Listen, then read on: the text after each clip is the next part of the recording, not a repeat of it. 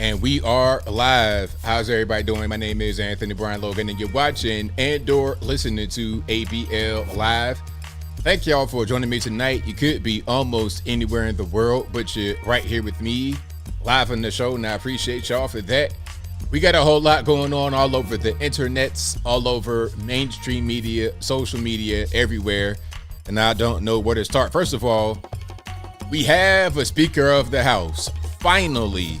After so many different people put their name in their hat, took their names out, dropped in, dropped out, we have a Speaker of the House. We'll talk a little bit more about him in a minute. Also, San Francisco going broke because of the doom loop.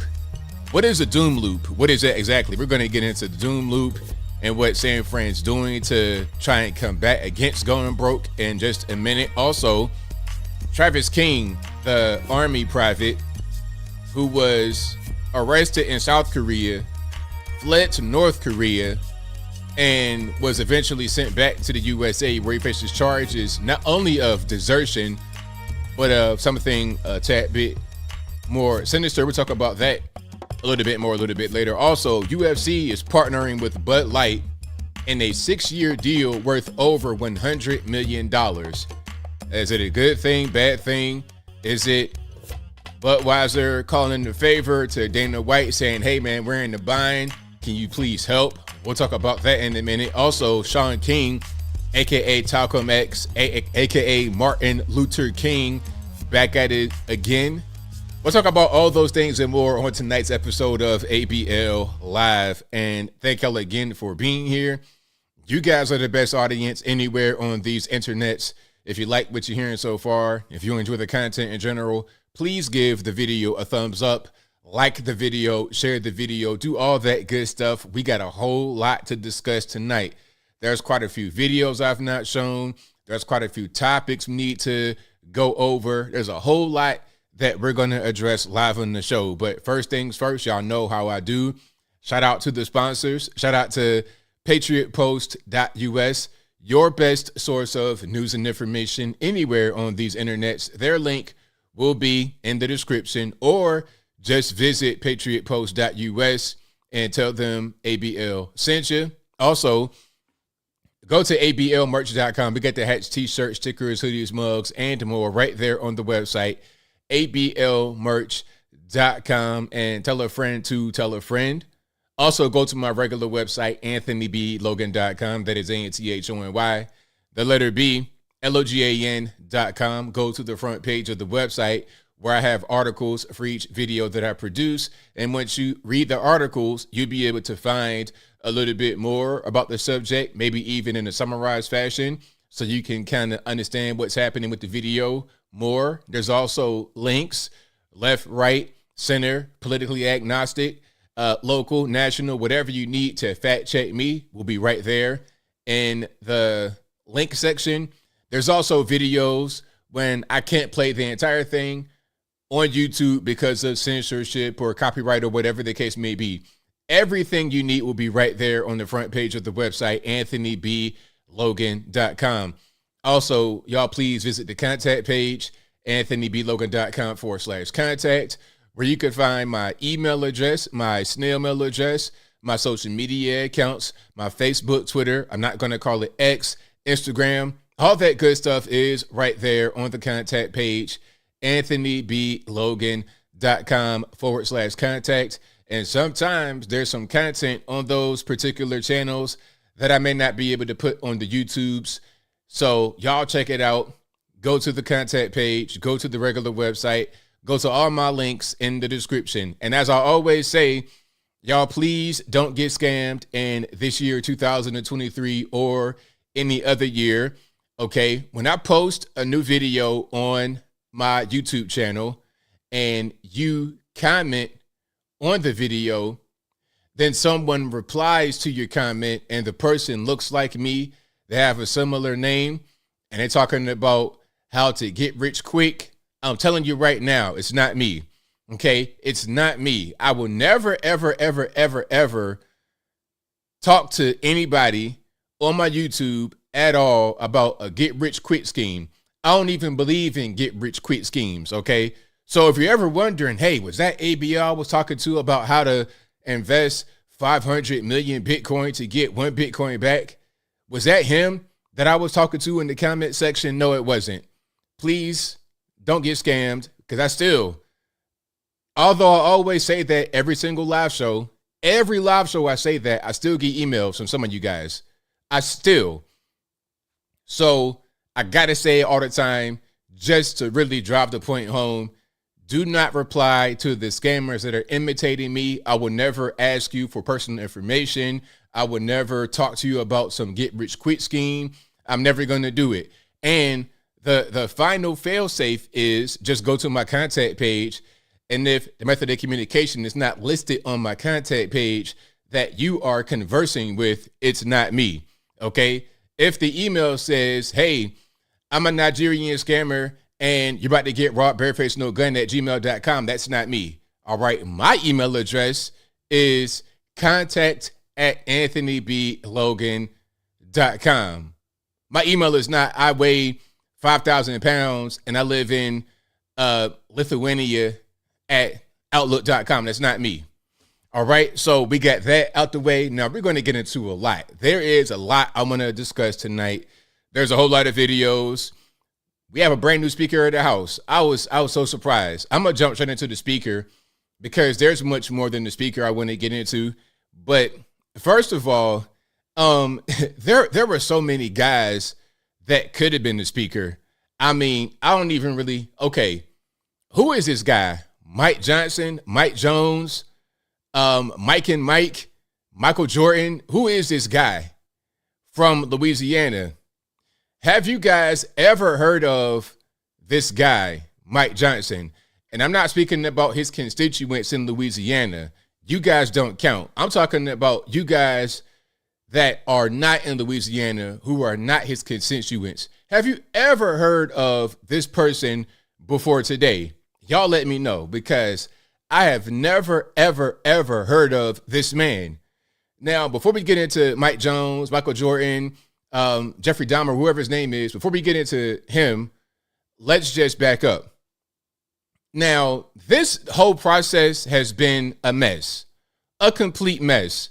Look, okay, the objective was to get Steve Scalise out. That was accomplished by a handful of guys, by Matt Gaetz and 8 people. All right, that was the objective.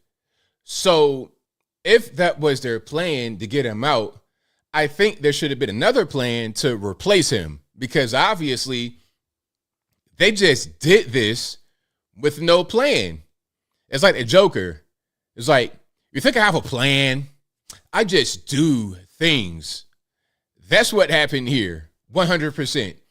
Because there should have been a guy that had unanimous support in the GOP who was already lined up. So when they got Kevin McCarthy out the way, you put this guy up, he gets voted in, and then you keep on moving. It shouldn't take 3 weeks to find some guy. It shouldn't be this whole ring around the rosy. All right, you got this guy. You got Steve Scalise. He was a man. Then he drops out, and he has cancer. Bad pick. You got Jim Jordan, who most of us in the chat, most of us wanted Jim Jordan, but he was not able to be selected. He was way short.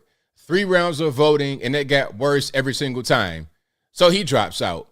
Then they're talking about Byron Donalds. Then they're talking about just random other. They were talking about my rep in Tennessee, right, in Chattanooga, Chuck Fleischman. Now, I like Chuck Fleischman. He's a really, really good guy. I've met him on numerous occasions. I've been to several political events where Chuck Fleischman is there. He's really high energy. He's well-spoken. I like Chuck Fleischman a lot. I think if Bill Lee wasn't the governor of Tennessee, Chuck Fleischman could step in. Real talk.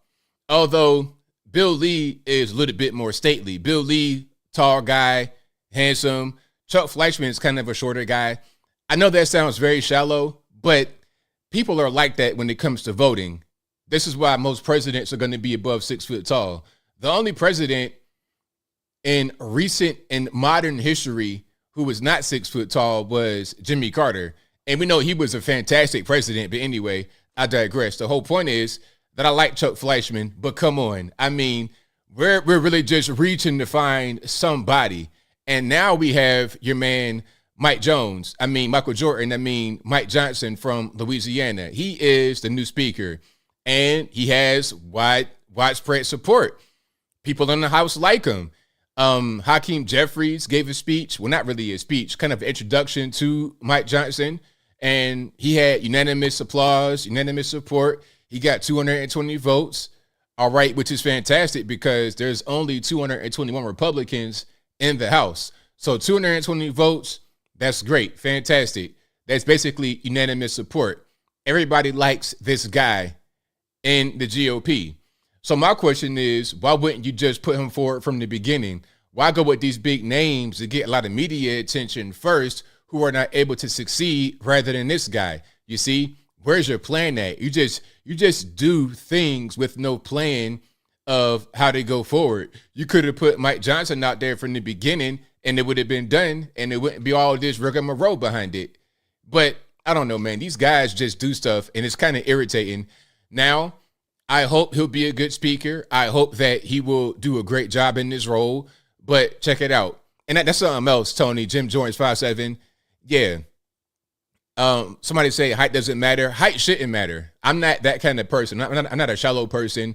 I say, hey, it doesn't matter what race. It doesn't matter what size. Well, if you weigh 1,000 pounds and you're like getting cherry picked from one room to the other, I mean, come on. But I'm saying your height shouldn't matter. But people are like that when you're talking about selecting the governor or a president. People are aware of how you look. It is what it is. And your celebrity status and things of that nature.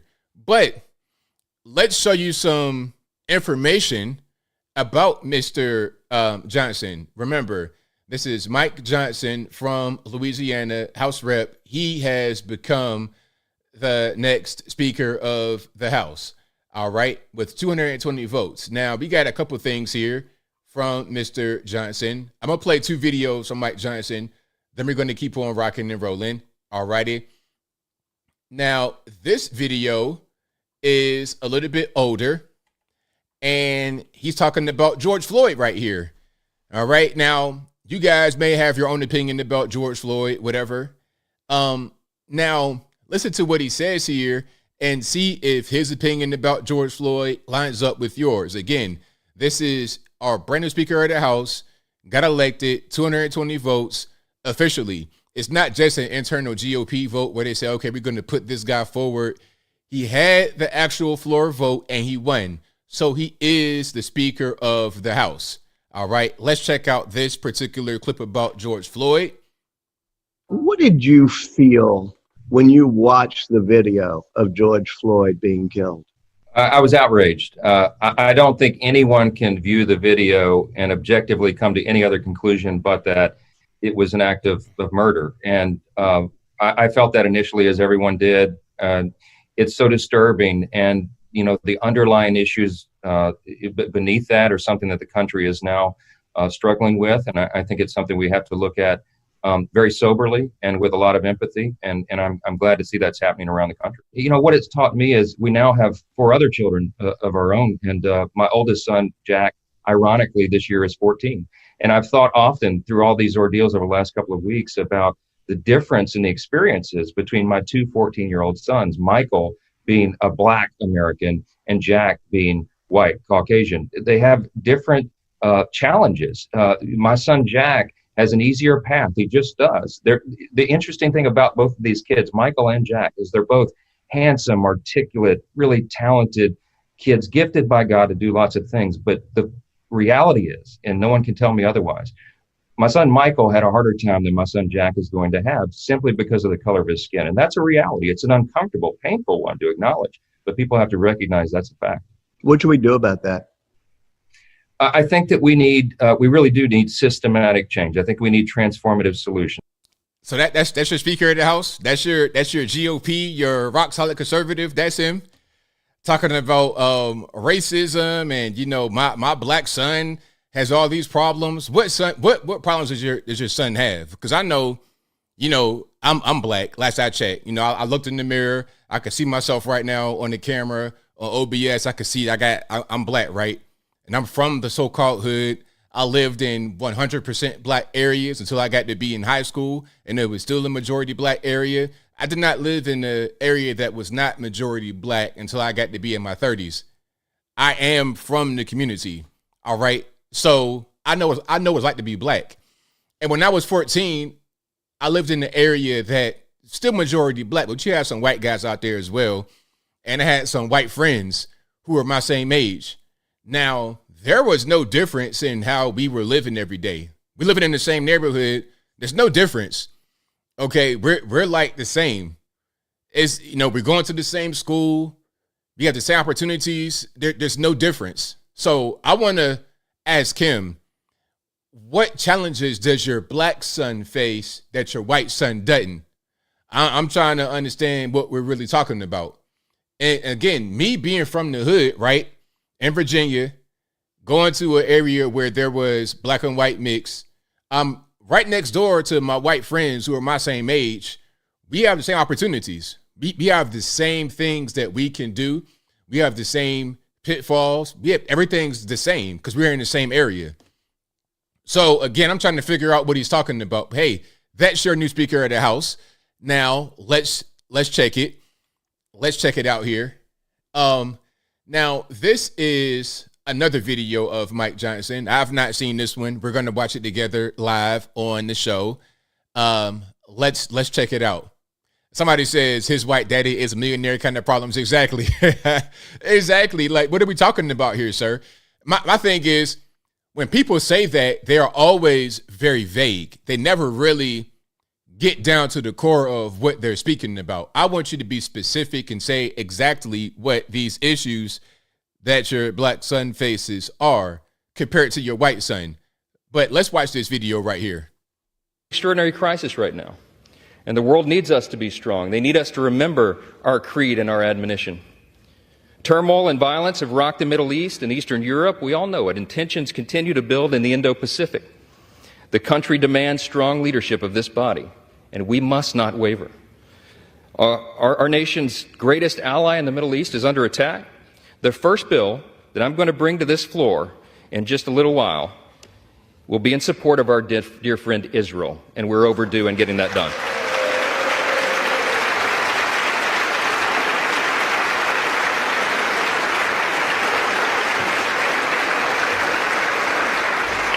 We're going to show not only Israel, but the entire world that the barbarism of Hamas that we have all seen play out on our television screens is wretched and wrong, and we're going to stand for the good in that conflict. Okay, I mean, I don't understand what more can be done with that, but hey, you do things like this. See, this is why I say, now I'm not saying what he said there was necessarily wrong, but it's not going to be any different than what Kevin McCarthy was going to do. Because look, people say they don't like Kevin McCarthy, he's breaking promises. Well, you have to understand, you got to be able to get people on your side of the aisle in the House on the same page, and you got to get the other side of the aisle on the same page.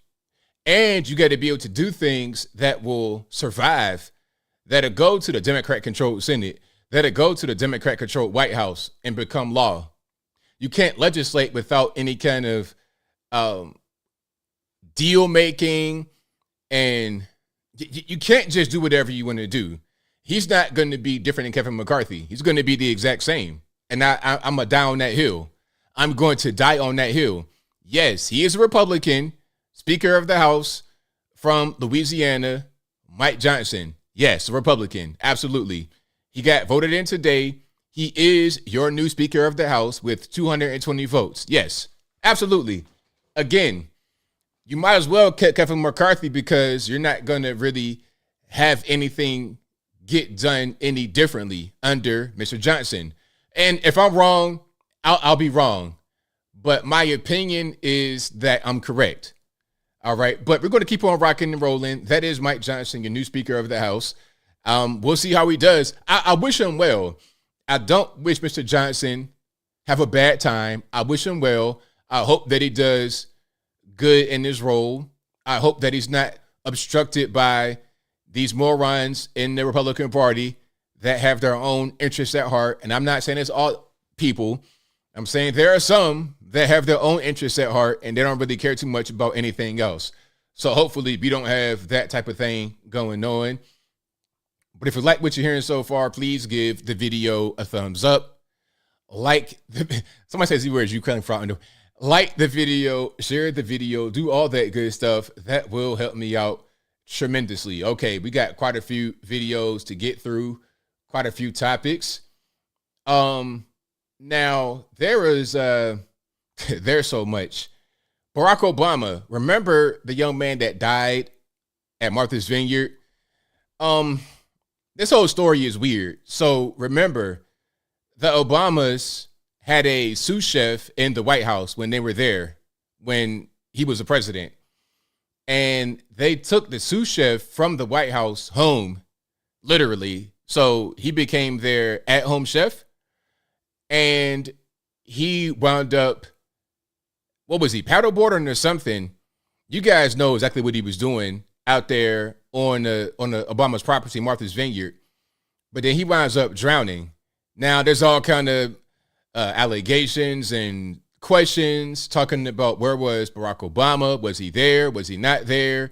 What's going on? All this, that, and the third. There's a whole lot behind it. But now, there was a call that got released about the whole situation. I'm going to play some of this.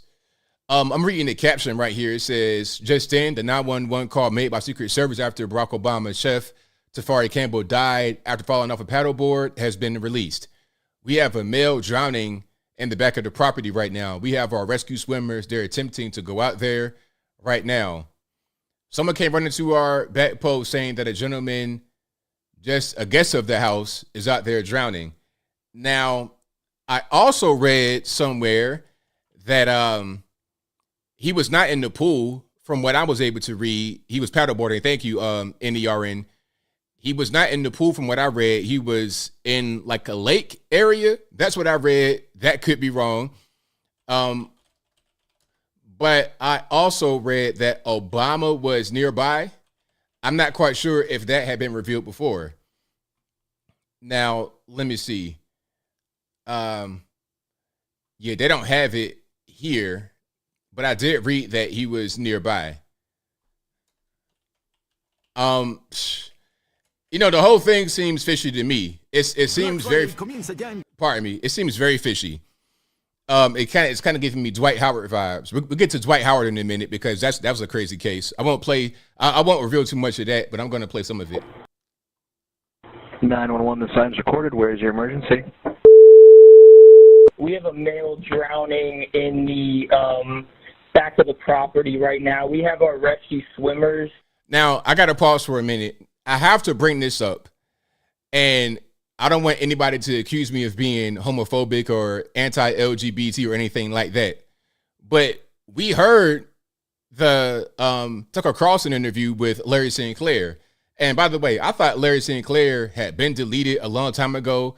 I thought he had been passed away, got 6 feet deep. I thought he was being gone, but no, he's still around. The Larry Sinclair interview, the man said that him and Barack Obama hooked up in a adult fashion, to be PG-13 right here.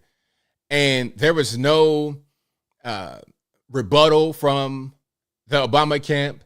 There was no suing. Look, if I am Barack Obama, there's been some man going on for the past 15 years talking about he and I had fornicated. Oh, man, look, you're going to see every lawyer in the whole world. The lawyers are going to be on your front door with all types of cease and desist and defamation and slander. Oh, yeah, you're going to get the whole enchilada when you're talking about legal action. But there was nothing. This guy never been sued, he just kind of allowed to say whatever he wants to say. So maybe there was something to the LGBT allegations against Barack Obama. Now, how does that link to this story, ABL? Great question. Glad you asked. When you have a handsome black male in shape. He's a sous chef in the White House. And then you say, you know what? You're a great sous chef. Let's bring you home. Let's take you to our house. And then he's like living there, hanging out with the Obamas. And then remember, he had the body man. That I forget the guy's name. Reggie Love, the body man, just being right next to Obama all the time, just like a personal assistant, but a little bit more than that. We could put 2 and 2 together to get 4. So maybe something went bad. Maybe he was going to start bucking. And then maybe one thing leads to another. And now he's in the lake drowning. I'm just putting that out there because I know that it's a thought process that many of us had. But let's continue. They're attempting to go out there right now. What's your phone number that you called in on? What's the best access? Swimmer and an agent driving down there right now to get on the boat. Someone came running up to our back post saying that a gentleman, it's just a guest of the house, is out there drowning. So right now, a rescue swimmer's going out there. RP headphone users. I know the tone is really loud because it's loud with me too. So RP headphone users. You guys have boat access, so what do you guys need? Do you need an ambulance or do you need water rescue as well? They didn't advise right now. I would say at least an ambulance, and I don't know if what they're doing in the back of the property right now. I know we have our rescue swimmer who's getting the boat right now. So now I'm gonna kind of fast forward a little bit to see if there's anything that is pertinent to what's going on.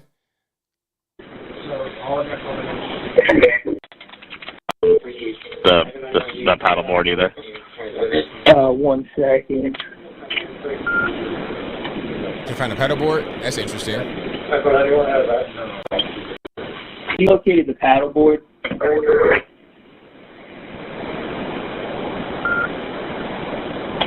Okay, no paddleboard? What's going on with that? That's interesting.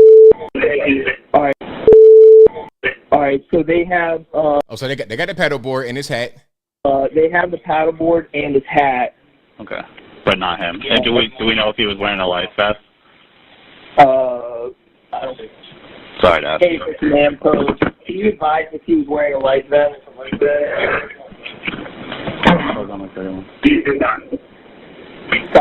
So I'm not gonna play the entire thing. It's like a 5 to 6 minute audio recording, but that's just the call to the police when Mr. Campbell had drowned. Now, I think he was right off. You see this picture here on the screen of the edge of the property. He was somewhere off the edge.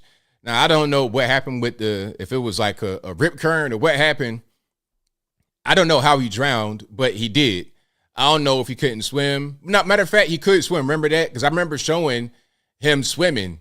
He was actually a pretty good swimmer. He was good enough of a swimmer to record himself doing different moves in the water. He put it on his Instagram. He was in shape, physically fit, could swim, and was out there paddleboarding. So my question is, how do you drown? How does that really happen? How does one just drown doing a simple thing like that very close to the shore? I don't understand, but that's what's happening. That's going to be an ongoing story. I'm reading different things about Barack Obama being on the premises and all kind of stuff. If it comes out that Mr. Obama and this guy had some kind of inappropriate relationship, I would not be surprised at all. Not one bit. And, they might try to spin the story talking about, well, he did something to himself because he was distraught, all this, that, and the third. That could come out. Now, am I saying that is what's going on? Am I saying I have that information? No, I'm not. I'm just saying, I'm just trying to make sense of it all. And that's just what we have right now. So, yeah, RIP to him, Tafari Campbell. They released the 911 call of him drowning on a paddleboard, which it's a very, very very strange story. They're talking about Obama wasn't there, then Obama was there, and just really weird. Now, have you guys seen the whole thing going on with Dwight Howard? I'm not going to get too deep into that story, but Dwight Howard, NBA basketball player, Now, this is a crazy story. And matter of fact, I have a video of someone reacting to it, and I'm going to react to them because I didn't really like the way they were trying to frame it. So now, long story short, Dwight Howard played NBA basketball for many years. He was a pretty good player. He was on the Orlando Magic for a long time. Then he's gone to other teams. I think he was on the Rockets. I think he was most recently on the Los Angeles Lakers. He played for quite a few teams. But there was an allegation that he met a man, and he was not known to be gay before this, that he met a man on Instagram, and they agreed to go to his house to, have relations. When the guy gets there, and again, this is some allegation and some things that Dwight Howard confirmed. Dwight Howard says that he did have the guy over, and whatever they did was consensual. All right. So he is admitting to that part, but not the sexual assault part. So the guy comes over, and when the guy comes over, here comes this big drag queen or transgender named Kitty. I'm not making this up. On everything, I'm not making this up. Here comes this big drag queen named Kitty. Now, remember, this is an NBA basketball player, Dwight Howard. He's like 7 foot tall. Really big, really strong. If you were to see this guy like in the back alley, it's going to be a problem. You're going to have to shoot him dead to fight him off. Big, tall, strong athlete. Anyway, here comes a drag queen or transgender popping out from the closet or whatever. So he's like, okay, let's have a threesome. And then the guy who came over is like, nah, I don't want to do that. I thought it was just me and you. And then that's when Dwight Howard's like, well, we're going to do what I say. This is the allegation. So then Dwight Howard proceeds to assault him sexually, and the other guy is in there with him. All right, that is the allegation. Now, from my point of view, I don't really care about the guy being gay. These athletes all the time come out being gay. It's no real surprise when they do. This is like not even really that. It's not even that deep. It's 2023. If somebody's gay and they come out, okay, whatever. Just like Barack Obama, if he's gay, okay, whatever. But it's the lying, it's the shady things you do behind the closed doors that could be criminal, could be illegal is the problem. Same thing with this guy. All right. So let's listen to her talk about how she's upset that people are more focusing on the LGBTQ element, the P part of the allegations versus the sexual assault part. All right, let's check it out.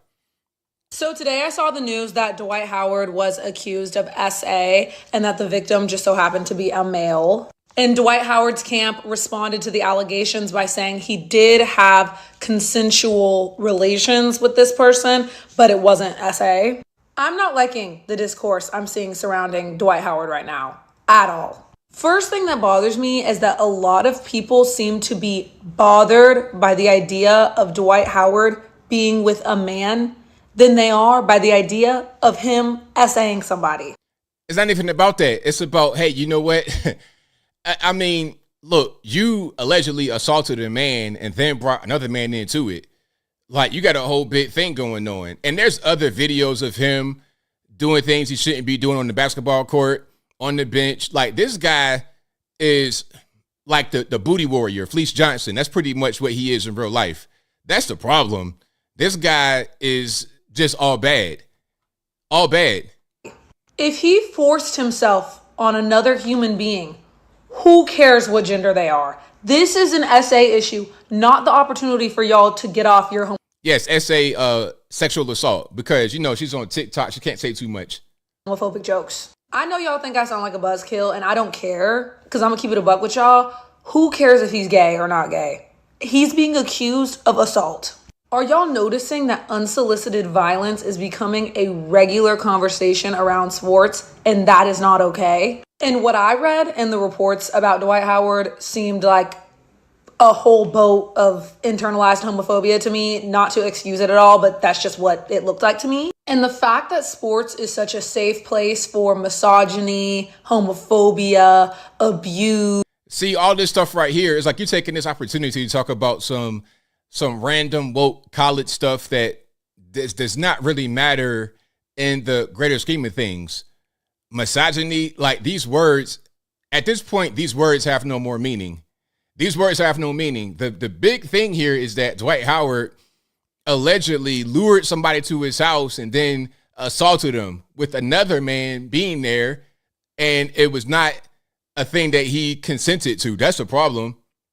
You wouldn't have put all these other words into it. It kind of cheapens and lessens that whole situation. And essay it makes me sick to my stomach. All right, so that's a TikTok person right there. Shout out to TikTok. I mean, hey, if you want to get more hot takes just like that one, subscribe to your local TikTok page. They got them in droves. All right, they have them in droves. So yeah, Dwight Howard. I mean, hey, I don't know if he did it, if he didn't do it. I say innocent to proven guilty, but it doesn't look too good for him. He already admitted to half of it. He admitted to having the guy over there. Why would a man, whether he's gay or straight, lie about something like that? It's a little bit too specific to lie, talking about, yeah, he held me down and performed something on me, and then he had the guy come out the closet, some big 6'5" drag queen transgender named Kitty coming out the cut. Just random ridiculous stuff. Why would you lie about that as a man, especially, regardless whether you're gay or straight? But if you like what you're hearing so far, please give the video a thumbs up. Like the video, share the video, do all that good stuff. I'm going to move right along from that one, and I'm going to talk a little bit more about some, I guess you would say, lighter issues. I got a few videos that I want to throw up on the screen for you guys to check out. We got to talk about DJ Envy. That's a big one as far as a scammer. But we're going to talk about some economic stuff here as well. People just realizing how hard life is. And I think I might have one of these Men on the Street interviews as well. Yeah, I believe I have a Men on the Street interview. I definitely want to show that one. Oh, I got a good one as well. Hold on. I got a really good video for you guys. And this is like the whole entitlement issue. The issue of entitlement is really big in our society. All right. Now, let's check this out. Now, this young lady right here, she's a nice size young lady. All right. I'm not quite sure what size that is, but a nice size young lady. And now she is saying that there should be more access to people of her size in the restaurant. You know, hey, if she wants to go to a restaurant, she wants to go to Olive Garden, Cheesecake Factory, some of these spots that some say don't want to go on a first date, but that's a different story. If she wants to go there, then there should be more accessible. She should be able to fit into a booth at a restaurant. And if she can't, that means this is fat phobia. All right. So let's hear from the young lady right now. Let's check it out. If you've ever been uncomfortable in a restaurant because of your size, I know the struggle, and that's why I'm making today's video. Today's video is all about how restaurants can be more size inclusive and accessible for people of all sizes and abilities. With this video, I hope to educate some restaurant owners so that they can make their restaurants more size inclusive and accessible.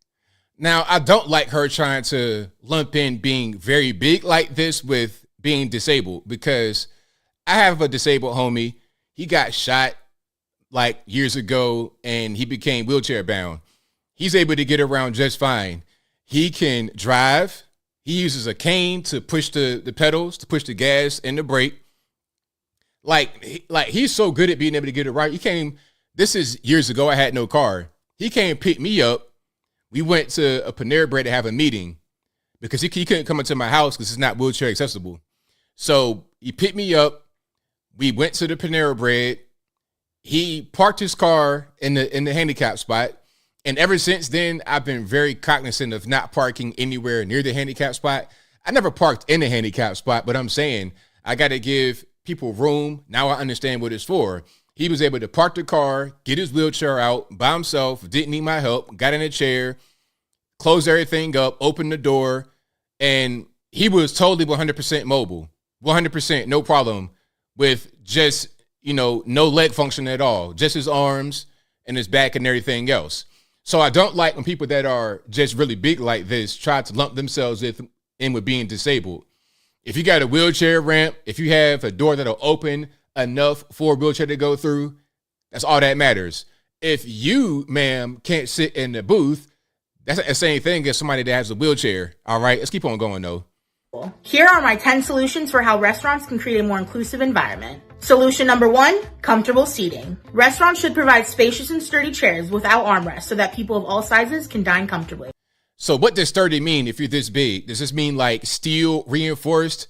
I mean, we got to have concrete and rebar in the chair, in the booth, in the Olive Garden. Is that what we got to have?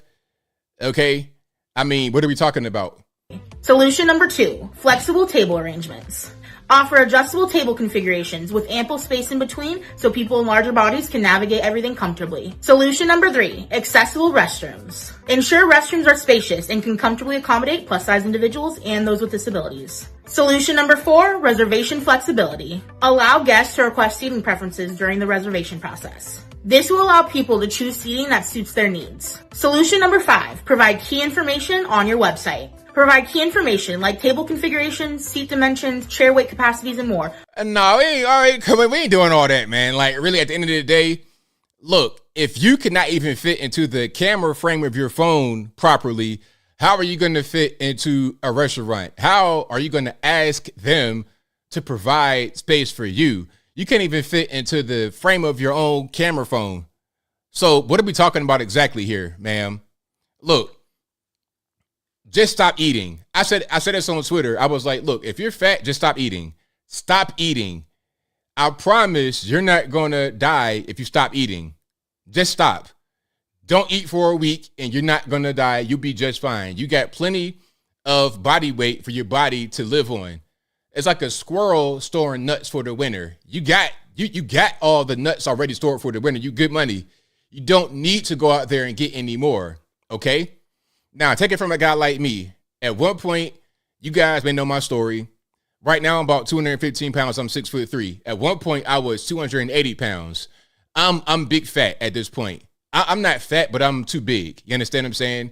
I don't look like the young lady right here. I don't have my neck missing, but at the same time, I'm out of breath walking upstairs a little teeny bit. You understand? I'm right at the edge of being way too big. I'm right at the edge of, being a 25-year-long trucker, on the road trucker with this big beer belly. I'm on the edge of that, but I'm not quite there. I'm like a retired football player that pretty much let it go at this point. So you know what I said? I said, you know what? This is getting to be too much. I'm getting to be too fat. I'm going to stop eating. And what I did was reduce my calories down to a weight, to a level that was able to drop weight. I went from 280 to 180. That was a little bit too low. So I said, okay, let's go to 210, 215, and I feel great for my height at 6'3". All right. So if I can do it, if I can go down 100 pounds, she can lose a couple hundred. If I did it, then so can she. I'm not anybody special. Neither is she. We're the same. So let's make it happen. Let's not try to make the restaurant comply. That's not how that works. On your website where it's easily accessible. Solution number 6, ensure that your tables are not secured to the ground. Make sure they can be moved to make room for individuals who might need more space. Solution number 7, offer more room in booth seating. Make sure that there's plenty of space to move around between the table and booth seat. This will ensure that people of various body sizes can sit there and be comfortable. Solution number 8, staff training. Train staff on what type of accommodations can help plus-size individuals have a better experience. Solution number 9, outdoor dining. If you've got an outdoor dining area, make sure you have some chairs without armrests. And opt for chairs that do not have metal grating. This is a small change that can create a more open and inclusive atmosphere. And last but not least, solution 10, showcase photos. Consider showcasing photos of your typical seating and table setups on your website. It helps people plan ahead and sets the stage for a comfortable and welcoming dining experience. And these are just some of the ways that restaurants can become more size-friendly and inclusive. All right, so there you have it. So do you think these are good ideas for restaurants to implement to be more size and ability friendly? I'm not really sure.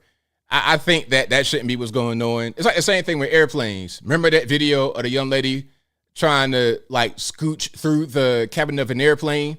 Like literally, that's probably the best word. She was trying to scooch through the cabin of an airplane.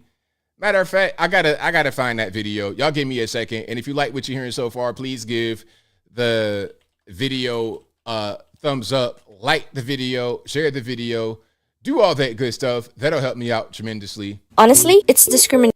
Now, I guarantee you that this woman has an OnlyFans page because of the way that she was doing it.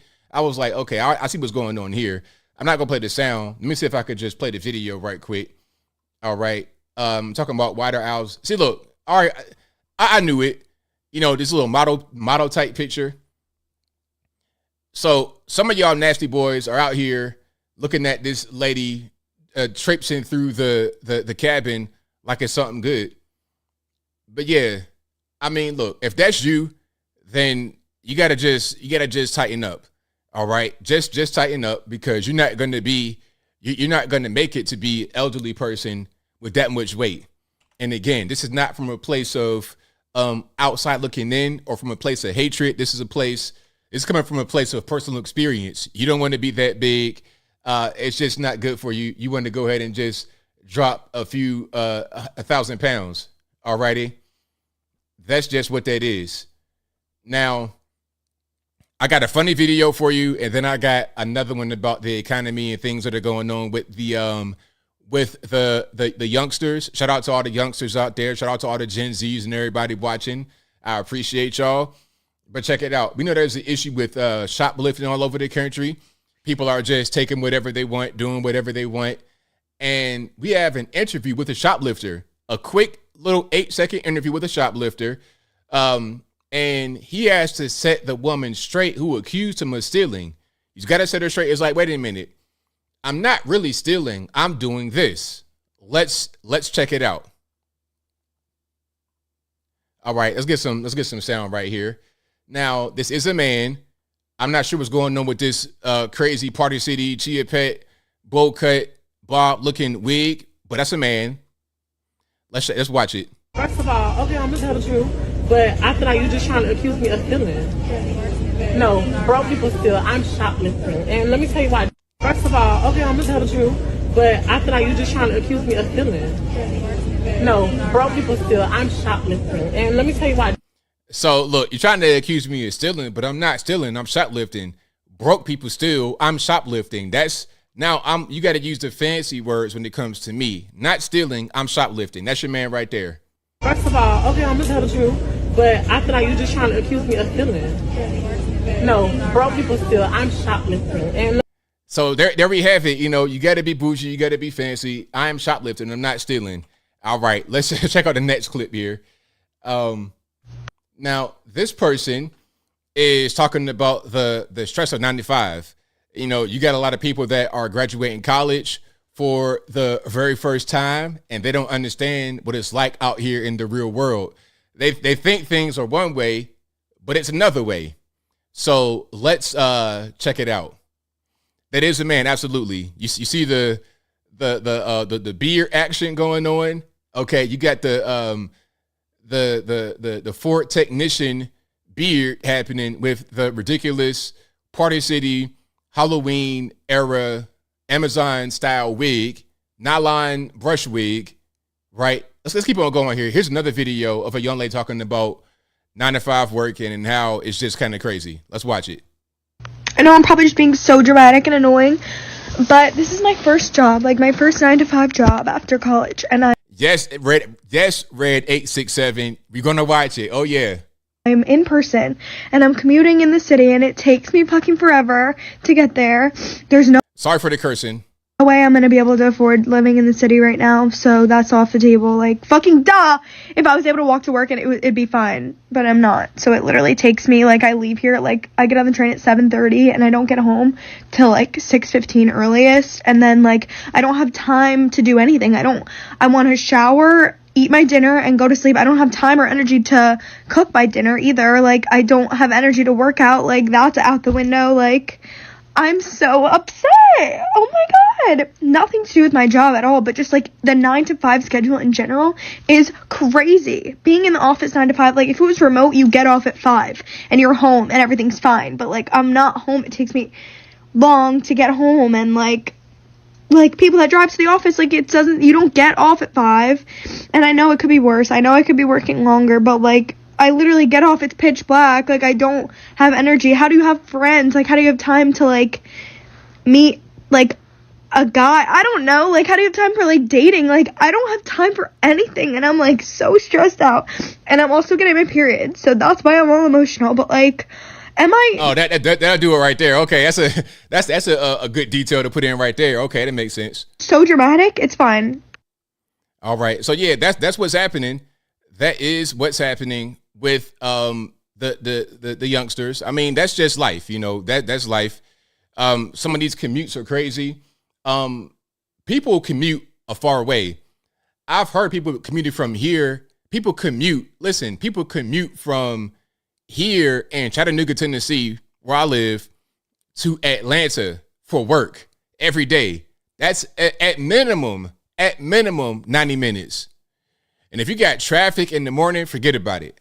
You're going to be on that road for a while. You're going to be going down 75. Once you get to Marietta area, you're going to be at the parking lot.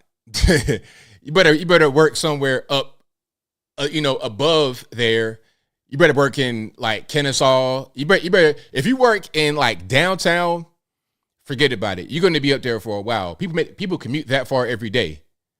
Oh yeah, every single day. It's crazy. You know, the real world that we live in. People that got to go to work. They got to commute and don't have kids, and you got to go to school and pick them up, and you got to deal with that traffic too. It's a mess. Major city traffic is crazy. It is totally crazy. But that's why remote work is so attractive to people, because there's no traffic to deal with. You're at home. You could just work from there. And if you need to go anywhere, you could just go nearby.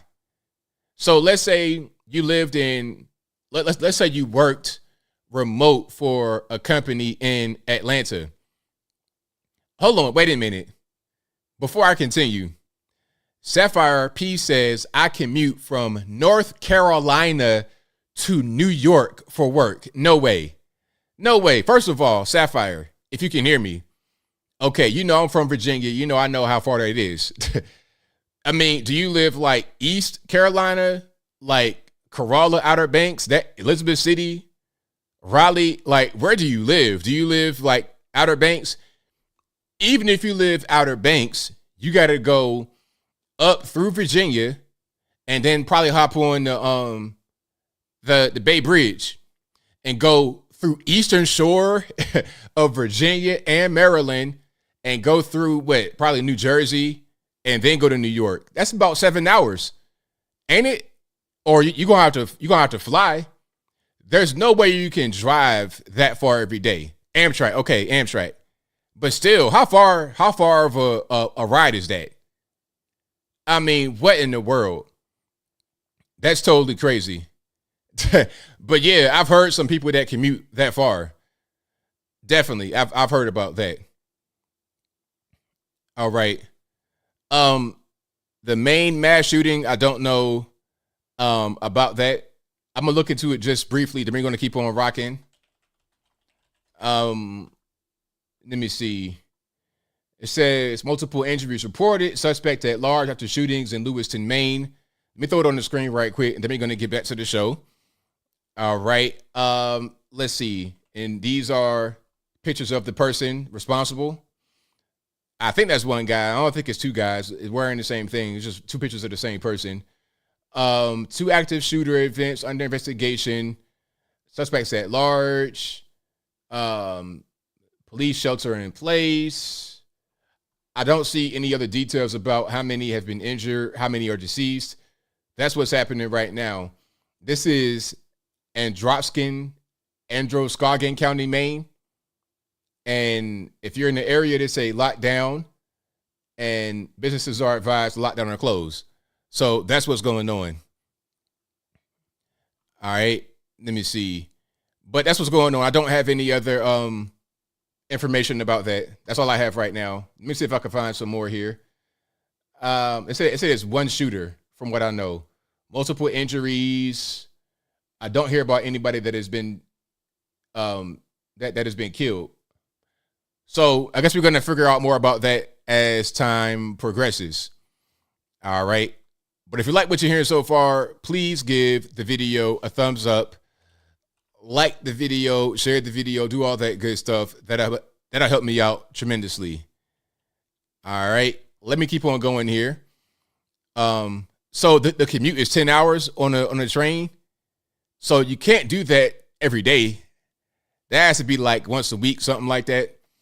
That's wild. From North Carolina to New York, 10 hours on the Amtrak. That's wild. Shout out to you, Lou Valentino. You heard there was 2 shooters. All I see is one. There could be 2, but I don't see anything about that. All I see is one. It says active shooter reported in Lewiston. 1 active shooter. Yeah, that's all I see. But it's still pretty early in the situation. I don't see anything else. We're going to keep on moving here. If I find anything else out about that, I'll let you guys know as I get it, but I don't have anything else about it. Now, we're going to get into the doom loop.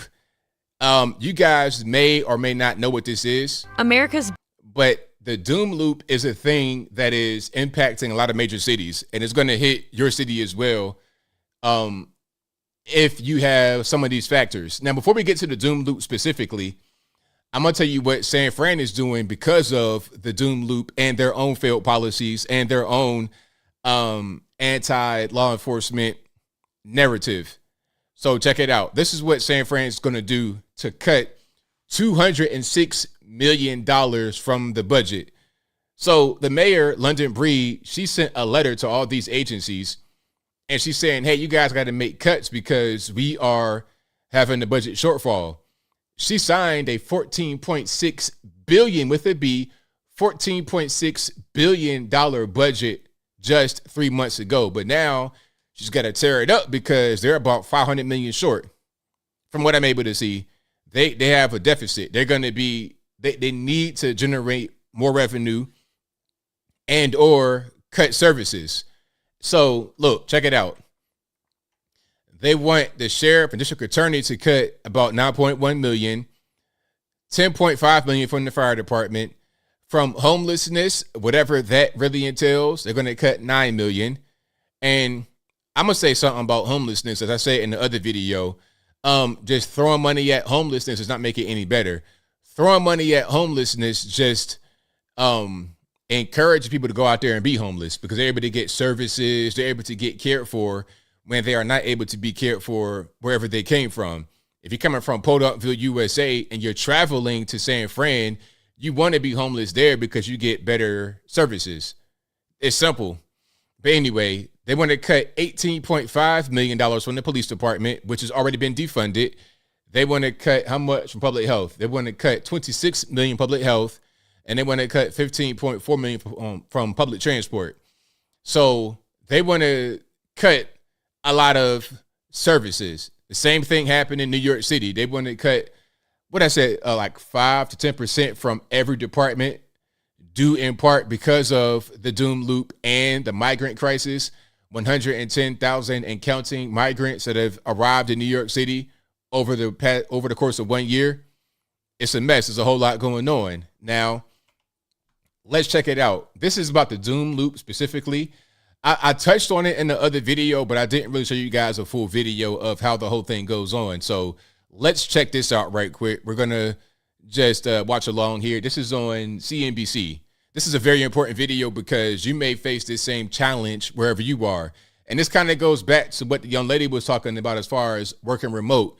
Working remotely leads to stuff like this because cities like this, the skyscrapers and all the office space and the restaurants, they're built on a certain kind of model of lifestyle. It's built on you going to work. It's built on you shopping there. It's built on you eating there.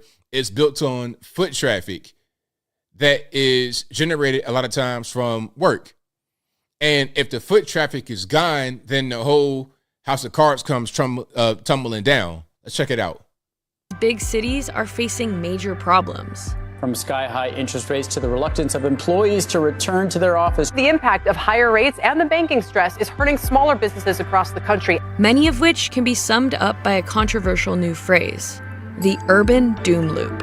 The environment is certainly shifting on Main Street, and it's weighing on optimism. Losses at the bank level, right? There's going to be losses at the investors level. And I think for the cities, right, they're going to have this potential, this urban doom loop.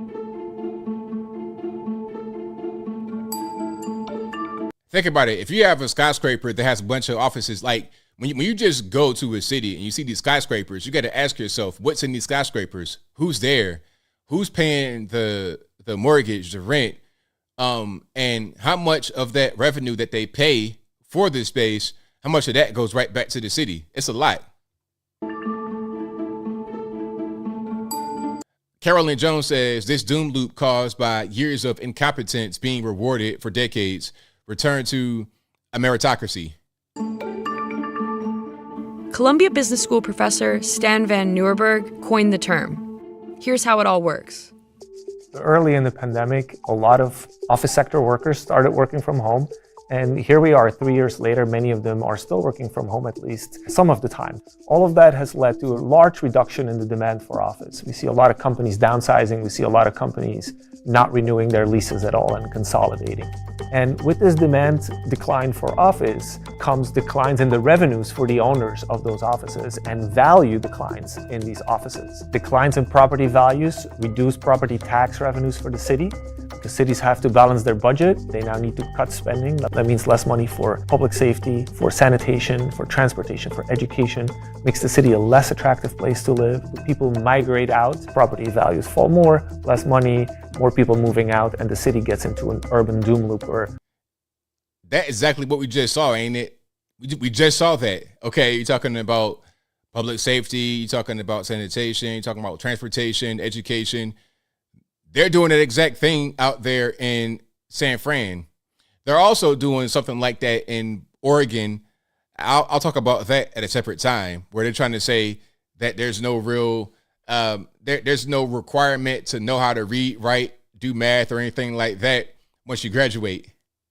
Urban doom loop, where its fiscal health spirals down.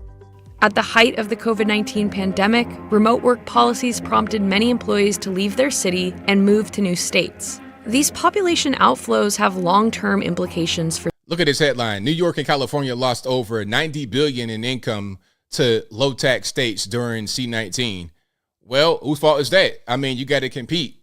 If you got these really high taxes, see, this is why I don't understand when these people talk about we got to increase taxes, we got to tax the rich. All they're going to do is just not pay. They're going to figure out a way to not pay. Look, they're going to do one of usually two things. The first thing is if they have a business, like let's say Jeff Bezos, Amazon, and you're raising taxes that he has to pay related to Amazon.com, his personal income is not really a thing that even matters. The bigger tax revenue would come from his businesses. But let's say you're going to raise taxes on what he would end up paying from the business. All that's going to happen is he's going to raise the price of, let's say, Amazon Prime. It's simple. Raise shipping price. He's going to just raise prices, which has already happened. This is part of what causes inflation. Or if you are not Jeff Bezos or somebody with a lot of businesses, you just happen to be rich and they're raising money on your capital gains, they're raising money on your personal income, you just leave wherever you are where the high taxes exist. A guy like me is a good example. I'm not this super rich guy, but I'm self-employed, so I have to pay all my taxes like straight from the money I make. It's not taken out. So where I live right now in Tennessee, there's no state income tax.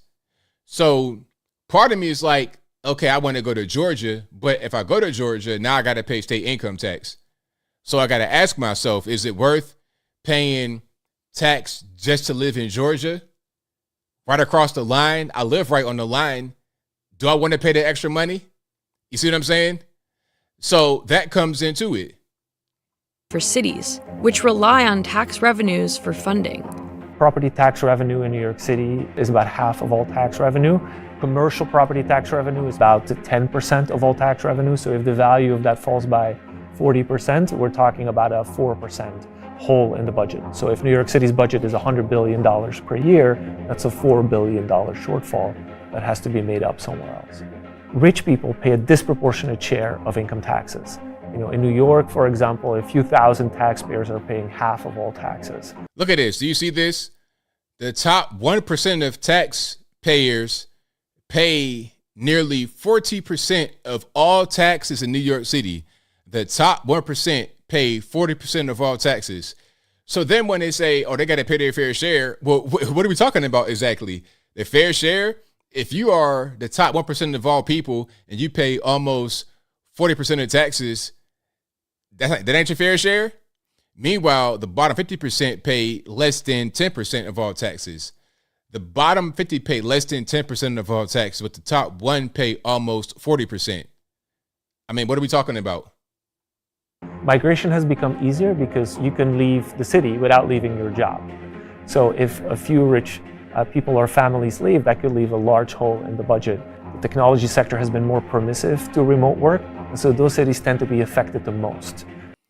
So look, migration outflow since C19, top cities, Manhattan, like that's probably about what, 200,000? Yeah, about 200,000 people left. Maybe about 180, 190,000. Brooklyn as a separate city. You might as well just put all that as one city. Because look, they got these as separate cities. That's funny. If you were just to put New York City on there, it'd be very high.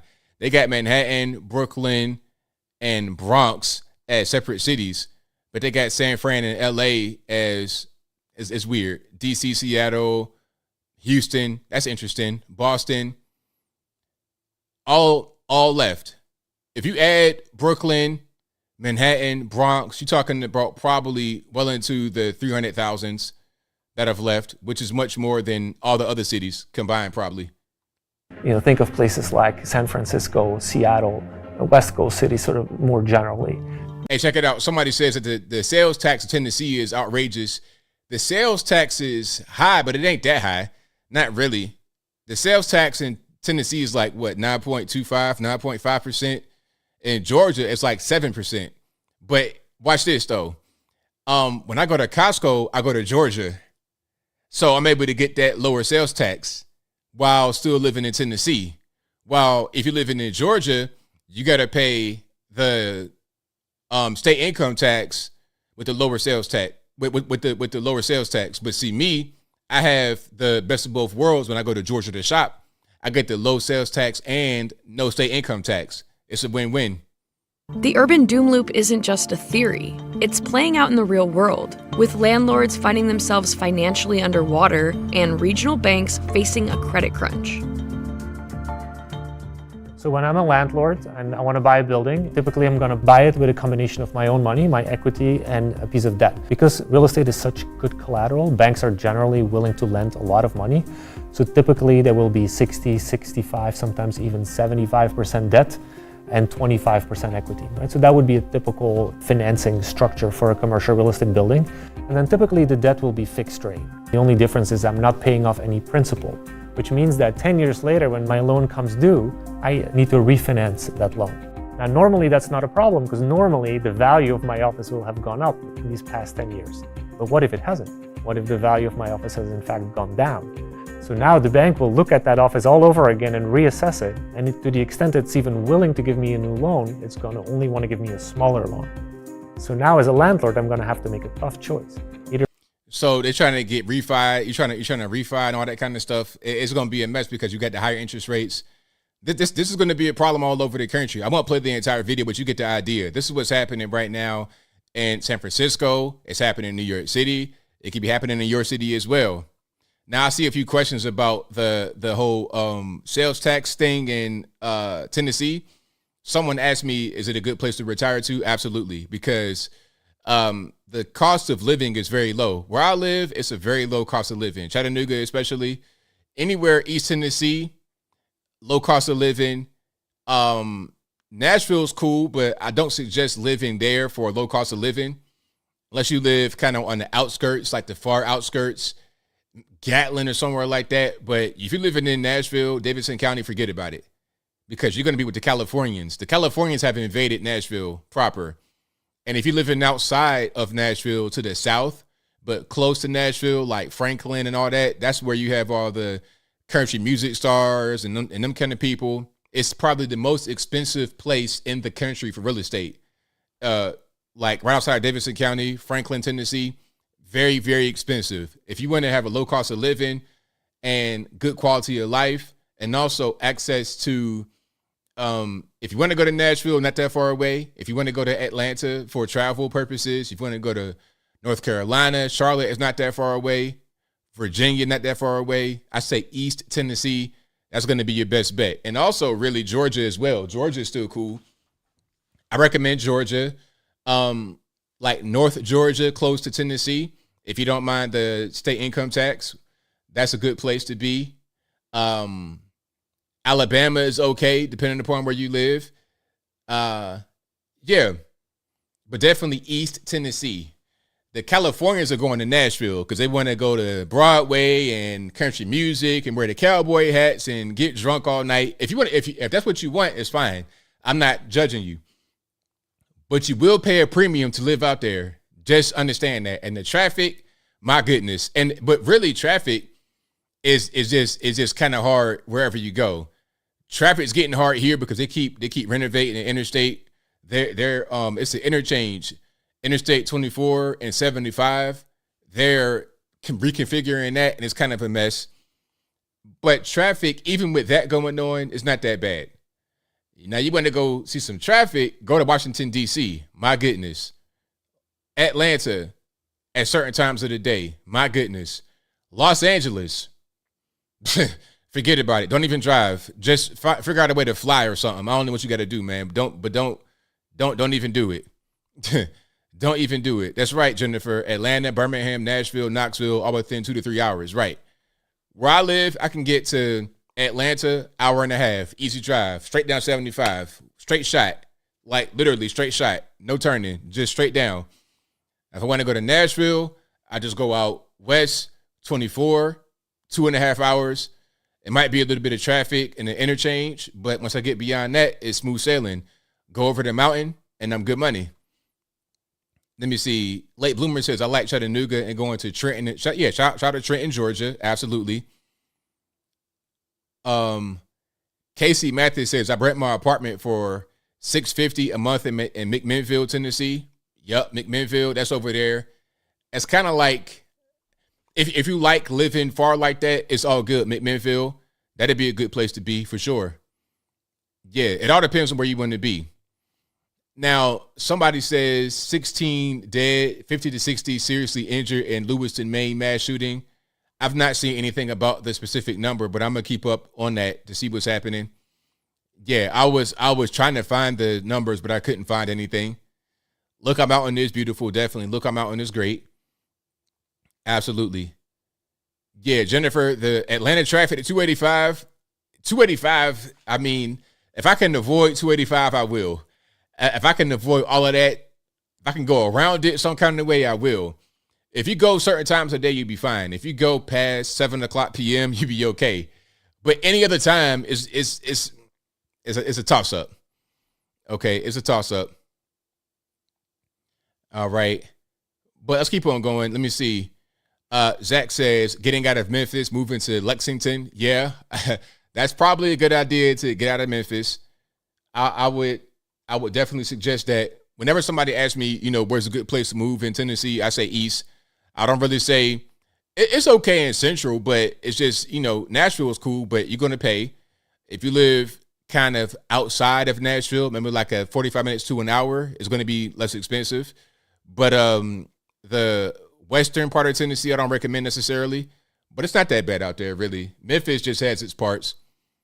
Yeah, I would say if you're going to be in the western part of Tennessee, if you want to have access to Memphis for whatever the reason may be, or you want to be close to like Missouri, places like that, Indiana, if you want to go out that way, it's okay. But Memphis, just don't do it.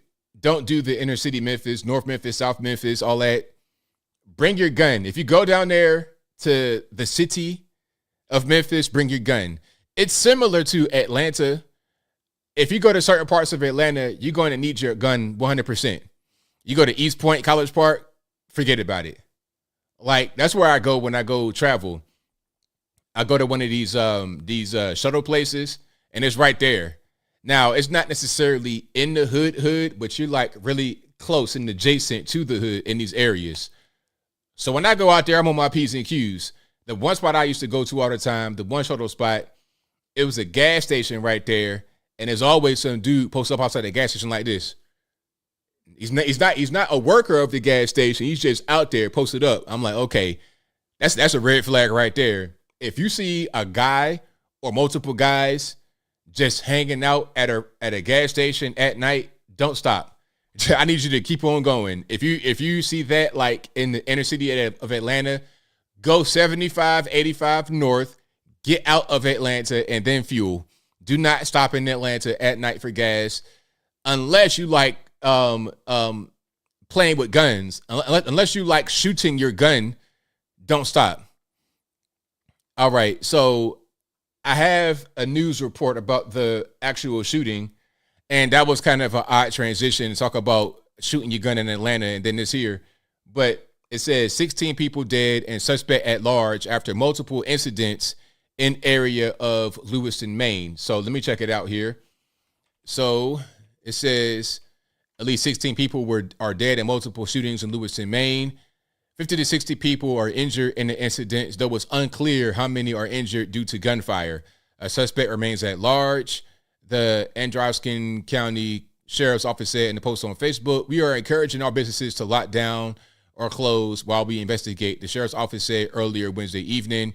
Maine State Police said they are responding to an active shooter situation in Lewiston in the post on Facebook. So that's what's happening there. I don't see anything about multiple shooters. They say multiple incidents, but they're not saying multiple shooters. All right. So that's what's happening right there. This is on CNN.com. All right. This was updated at 9:15, just about 5 to 6 minutes ago. And today, of course, which is Wednesday, October 25th, 2023. So may they all rest in peace, and hopefully those who are injured are able to get better very quickly. And I hope they find this guy, get him arrested, put him down, do whatever they got to do. And a lot of you guys were talking about that in the chat, so I wanted to give a live update on that whole situation. So again, we have 16 dead, and they said how many? 50 to 60 people injured in multiple incidents in Lewiston, Maine, or around the area.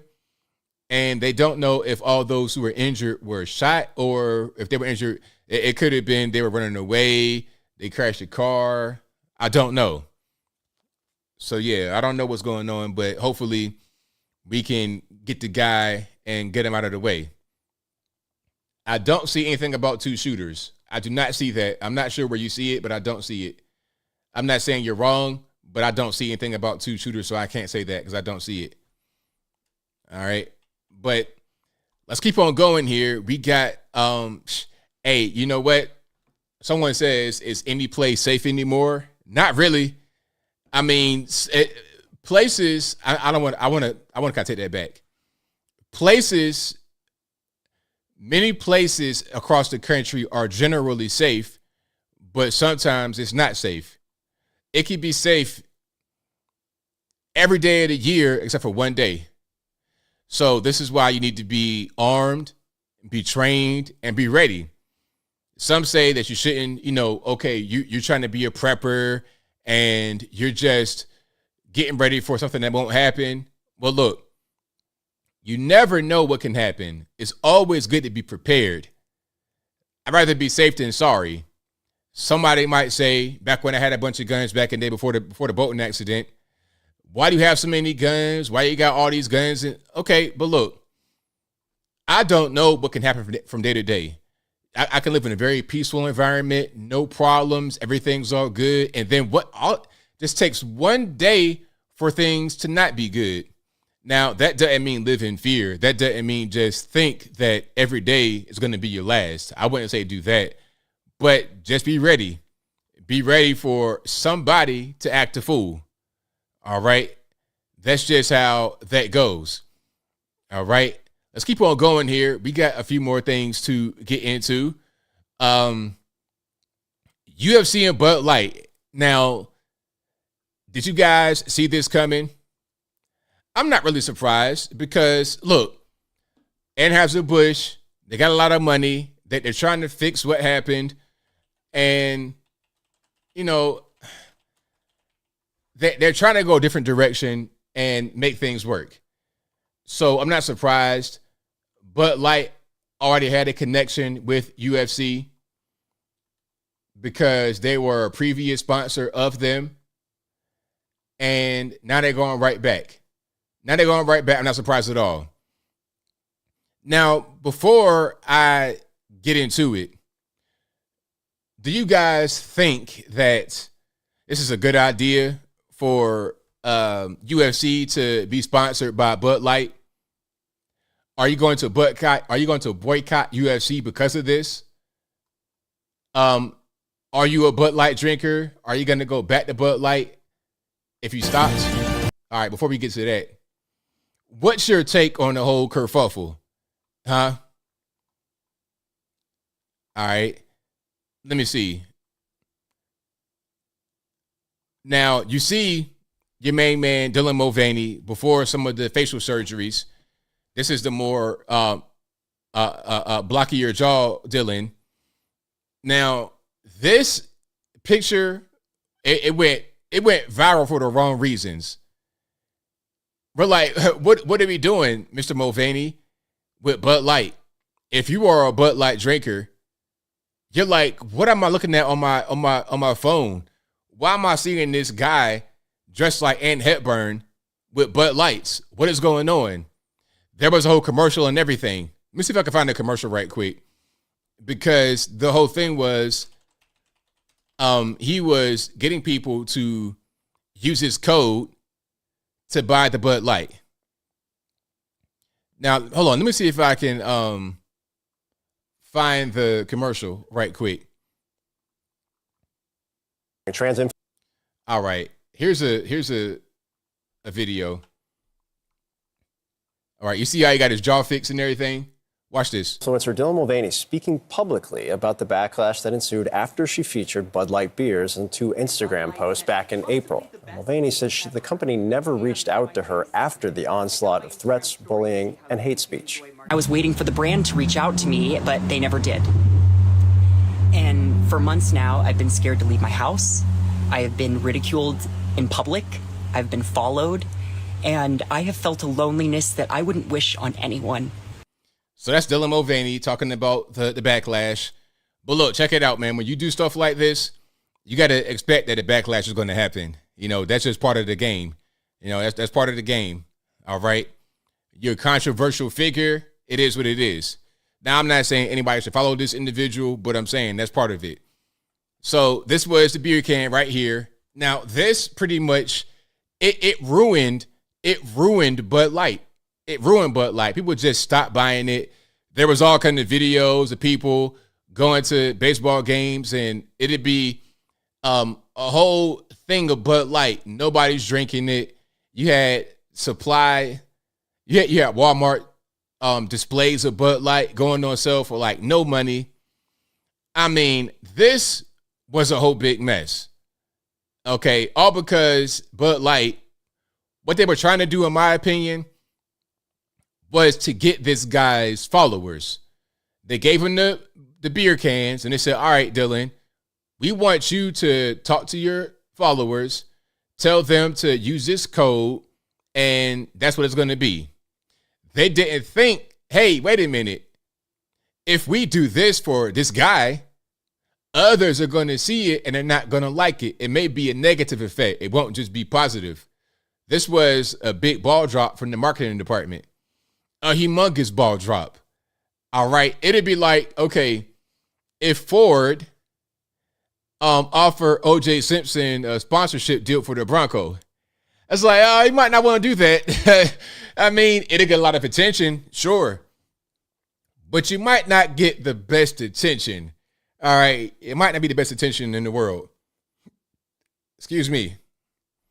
And those Ford Broncos are pretty nice looking, but they got bad engines. But anyway, I digress. So let me get to Dana White and what he was talking about as far as what happened and why they are going to talk about the UFC being their new sponsor. All right, if you watch the show regularly, you do know that not only a student of the martial arts, it's a passion of mine. There's no more elite venue for mixed martial arts in the world than the UFC. And of course, its iconic Octagon and their must-watch events. But tonight, breaking news from outside the arena where UFC President Dana White, he just announced that Bud Light, yes, the Bud Light, will become the official beer partner of the league. Now, after veering off course, which I thought was stupid, into the, woke cultural wars in the country, is this a strong message from Anheuser-Busch and Bud Light that... Do you see this, though? So the whole thing with Dylan Mulvaney, it was a $15,000 basically ad buy on his TikTok and social media. It cost Anheuser-Busch $27 billion with a B, $27 billion. I mean, good night. Good grief. If Anheuser-Busch was not so well capitalized, they would be totally destroyed. That would have totally ruined the entire company.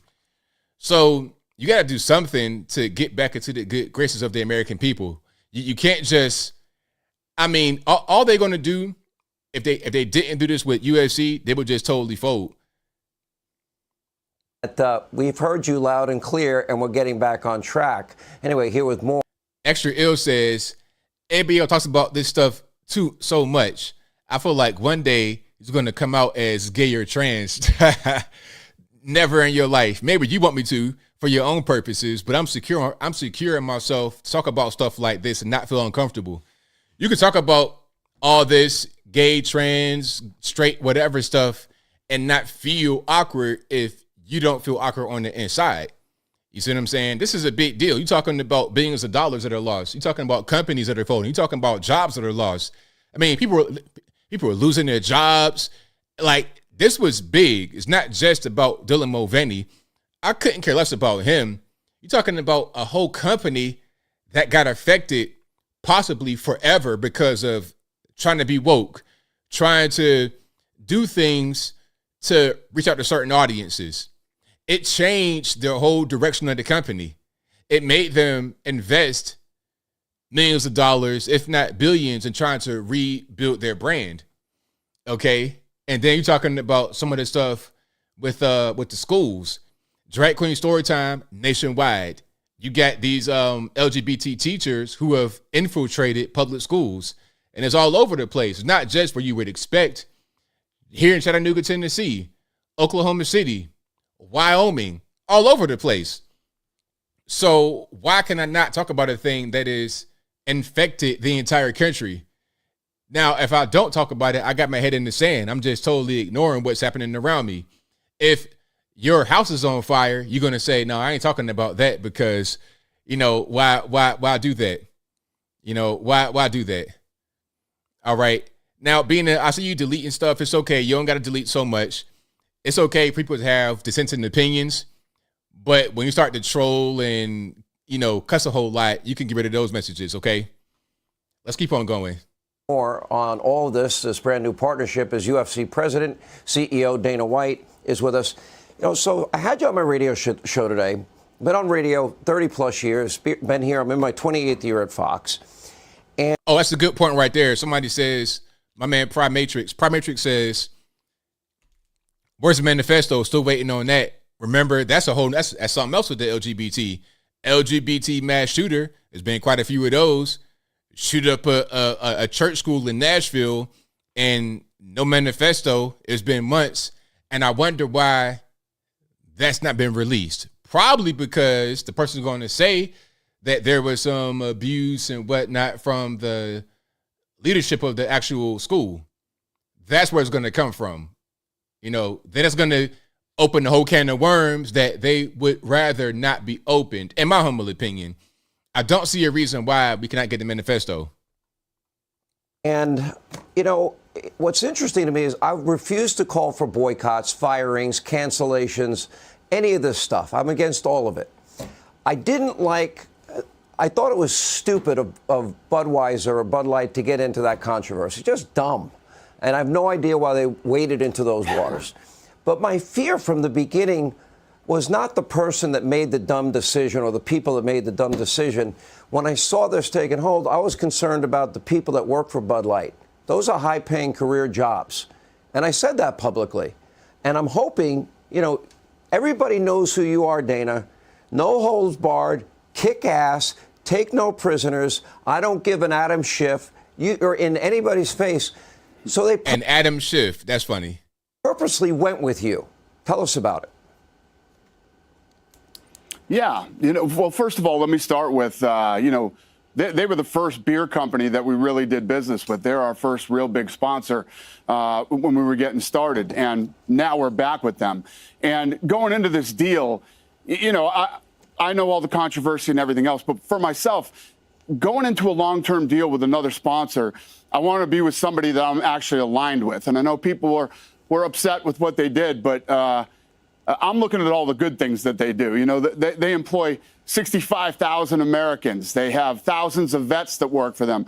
They spend $700 million a year with U.S. farmers using their crops to make their products, and many, many other great things that Anheuser-Busch has done in this country. And those are the things that I'm focused on.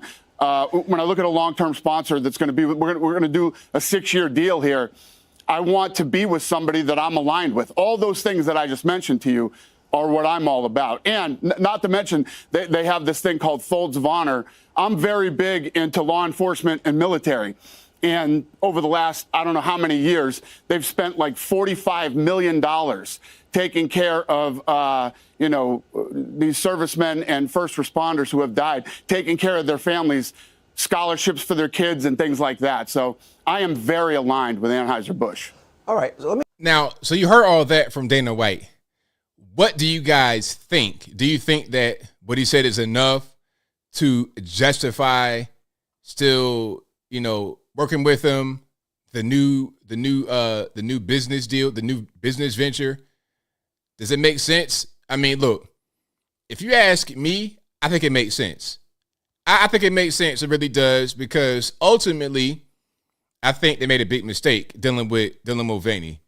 And I don't think it came necessarily from the top. I think it was a thing that came from their marketing department, because really it should have been something that was pretty small. It shouldn't have blown up to this level, but it was a bad decision that, of course, did blow up to this level. So what are you really going to do? What are you going to do? Now you got to figure out a way to just make it work, make it be different. I don't know. So I think ultimately, I think what he's saying makes sense here. It really does. All right. But what do you guys think? I want to see you guys' responses here. Somebody says rubbish. Somebody says it's a business. Somebody says he wants money. Got to put trans fighters in the cage. Yeah, let's not put trans fighters in the cage. Yes, let's all forgive them. Their beer sucks anyway. Now, you guys know I'm not a drinker. I've never had Bud Light. I have no idea how it tastes. I know how beer tastes. I'm not really a beer fan personally, but I've never in my life ever had Bud Light. So I would not be the person to ask if Bud Light is good or not. I don't really have a point of reference to make that determination. But hey, if you guys say it sucks, I'm going to take you guys' word for it. But if you like what you're hearing so far, please give the video a thumbs up, like the video, share the video, do all that good stuff. That'll help me out tremendously. But yeah, so the deal, I'm not quite sure if I mentioned it, but it's going to be a 6-year deal. And they say, according to Bloomberg.com, this is their biggest deal ever. And before the Bud Light deal, their biggest deal was with Crypto.com for $175 million. So this will be at least $100 million, bare minimum, from what I've been able to read. And it's probably going to be in the $200 million range, at least. Because, again, they said like I'm reading, like I've not gotten the exact number, but I've gotten 2 pieces of information. One number was 100 million. That's what I saw. But they said it'd be over 100 million. So bare minimum, $100 million, 6 years. Then Bloomberg said it'd be the biggest deal ever. But before this deal came the crypto.com for 175 million. So we're probably getting into the $200 million range. Is that enough to be sponsored by Bud Light? Bigger than Monster? Yes, Texture Tips. They said biggest deal ever. So that didn't include Monster. That didn't include crypto.com. That didn't include everyone. All right. And then also something else. They said their previous beer sponsor was Modelo. Now, again, I'm no beer expert, so please pardon my ignorance. But I was reading that Modelo is also owned by Anheuser-Busch InBev. If that's wrong, let me know in the comments. But that's what's going on. So, but again, this specific deal will be for Bud Light, the brand of Bud Light, not just Anheuser-Busch, but Bud Light specifically. And again, they were a sponsor back in the day, back when, Ronda Rousey, all of them were around. They were a sponsor at that point. All right. Tester Tip says sponsoring UFC isn't going to help with sales. Well, hey, that might be what's going on. And I see you guys commenting about the mass shooting. I mean, maybe at a certain point during the show, I'll give an update on it, but we know that there's been some deaths, and I think the main thing would be let's capture the guy, then we can make an update on that. All right. Somebody said Modelo is good beer. I have no idea. Yeah, I saw that hand in hand. Hand in hand says even Kid Rock is already drinking it. Exactly. He's drinking it again. Yeah, they caught him drinking the Bud Light at the show. I did catch that. So yeah, shout out to him. Now let's keep on going here. Have you guys seen what's happening with DJ Envy from the Breakfast Club? Now, this story you may or may not be familiar with. You may or may not be able to relate to or resonate with. But this is a thing that I've seen a lot. The scamming. I always say on this channel, do not give your money to people in hopes that they're going to be able to flip it. People always, there's always troll accounts on my channel and other channels. And it'll be somebody talking about, they'll say they're me, right? And then they'll tell people, I got to back up a little bit.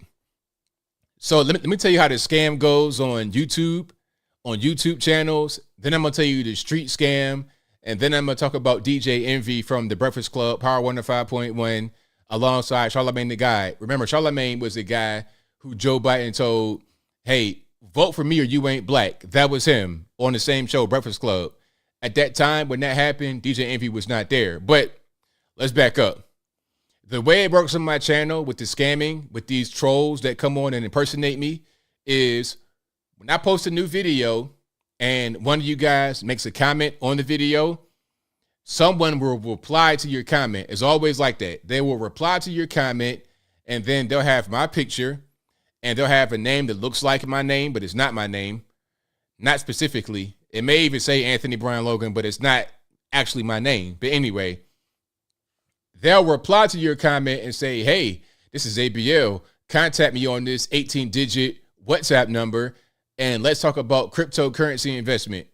If you contact this person, they are a scammer, probably in Nigeria, and what they're going to do is try to get you to send them some money, and they'll promise you a return on your money.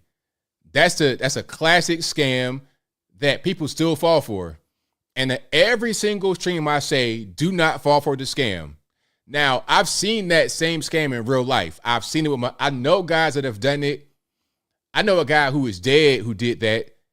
He didn't necessarily die because of that, but different story. I digress. But I've seen this happen in real life where somebody will say, hey, give me some money and I'll flip it for you. Don't do that. Don't do that. Don't do it on a YouTube channel. Don't do it on the street. And if you're going to do it with actual legitimate companies LLCs and whatnot, you got to make sure you're dealing with a reputable person. You got to make sure you're not getting promised a thing that's unrealistic. Here was a promise. The guy, what's his name? Cesar Pena, aka Big Pun. This guy was promising returns of like 20%, 30% in a certain period of time from real estate.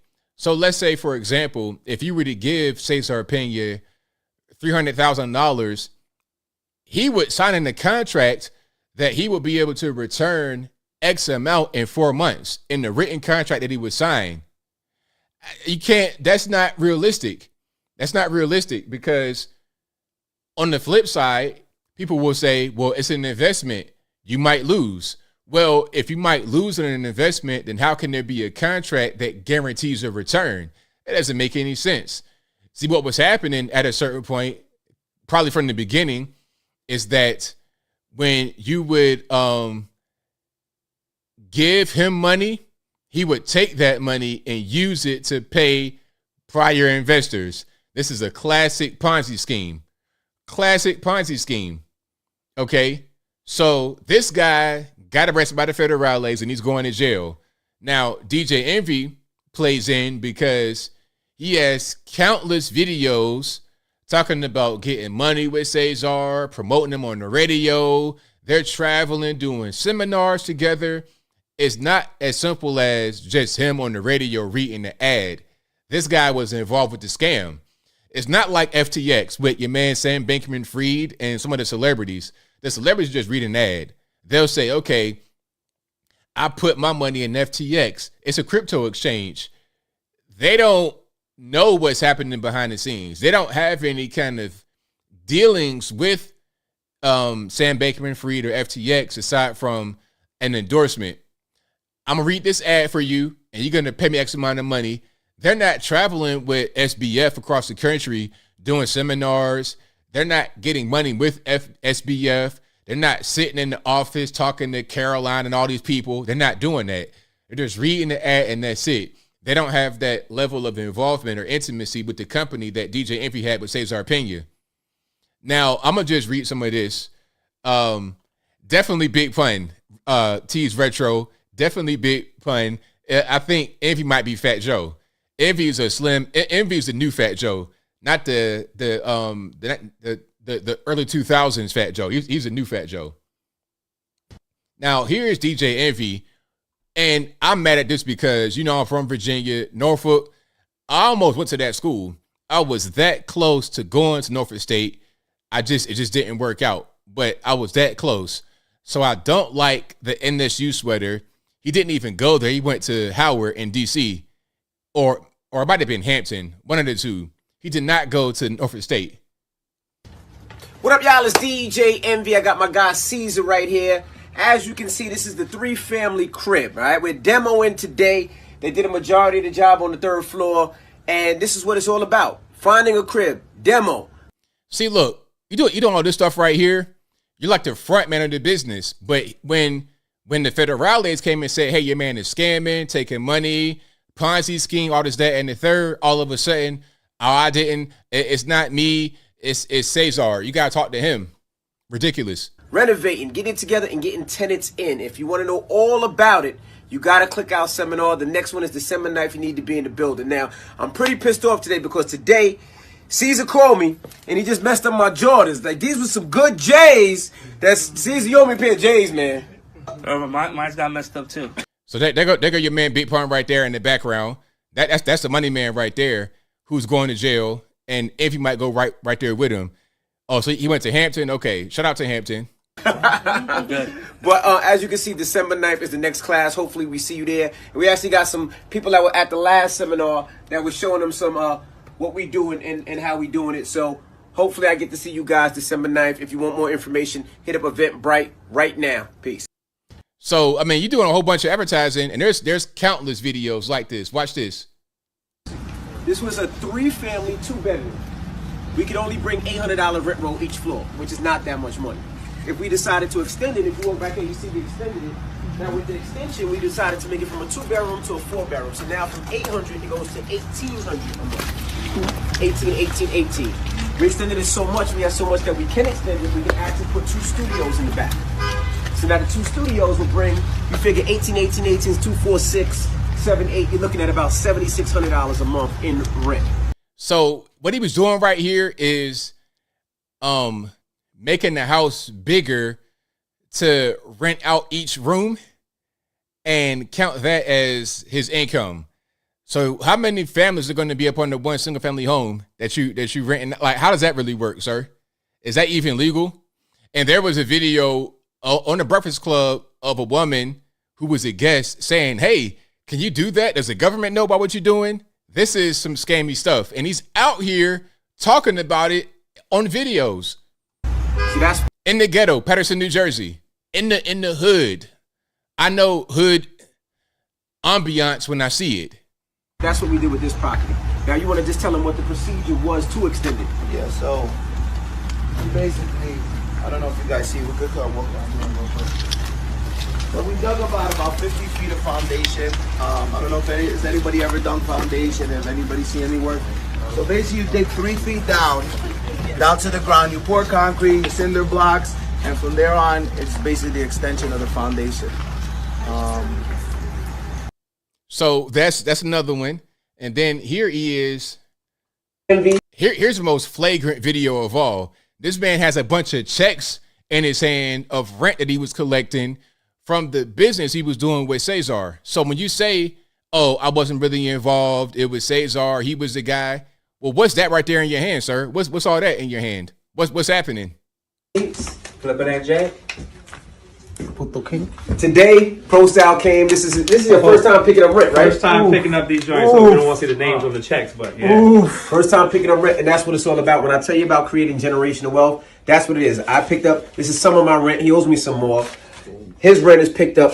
Just getting started, baby. And that's what it's about. Pro Style jumped into the game. How many houses you bought? 3. About to hopefully close on the 4th one, right? This guy's trying to get more houses than me. He's going to start speaking at the seminar. We're going to be at like 12, 16 units real soon. You know what I'm saying? That's what it's about, teaching and learning how to do it. And that's what we about. So he's like doing all the talking. They go Cesar in the back, not saying the word. He's the front man. This is DJ Envy. This is the radio show host. This is a nationally syndicated guy on the Breakfast Club talking about, I'm not involved. I can't tell. You got about 1,000 videos of yourself talking about getting money with Cesar, flipping houses, collecting rent checks. How are you not involved? So nobody gave you any money to invest? You didn't do anything like that? Oh, okay. All right. Now, the Federales did come to iHeartRadio, where the Breakfast Club records. The Federales came to the radio station. Now, there was 2 stories about this. One story said the Federales came and they took electronics. The other story said that they came and spoke to my man right here in the multicolored hoodie, DJ Envy, to let them know that the men in the background, Cesar, a.k.a. Big Pun, a.k.a. Fat Joe, a.k.a. Scammer Supreme, they came to tell him that they got him arrested. But why would they do that? Why would the Federales come to your office to tell you that somebody got arrested?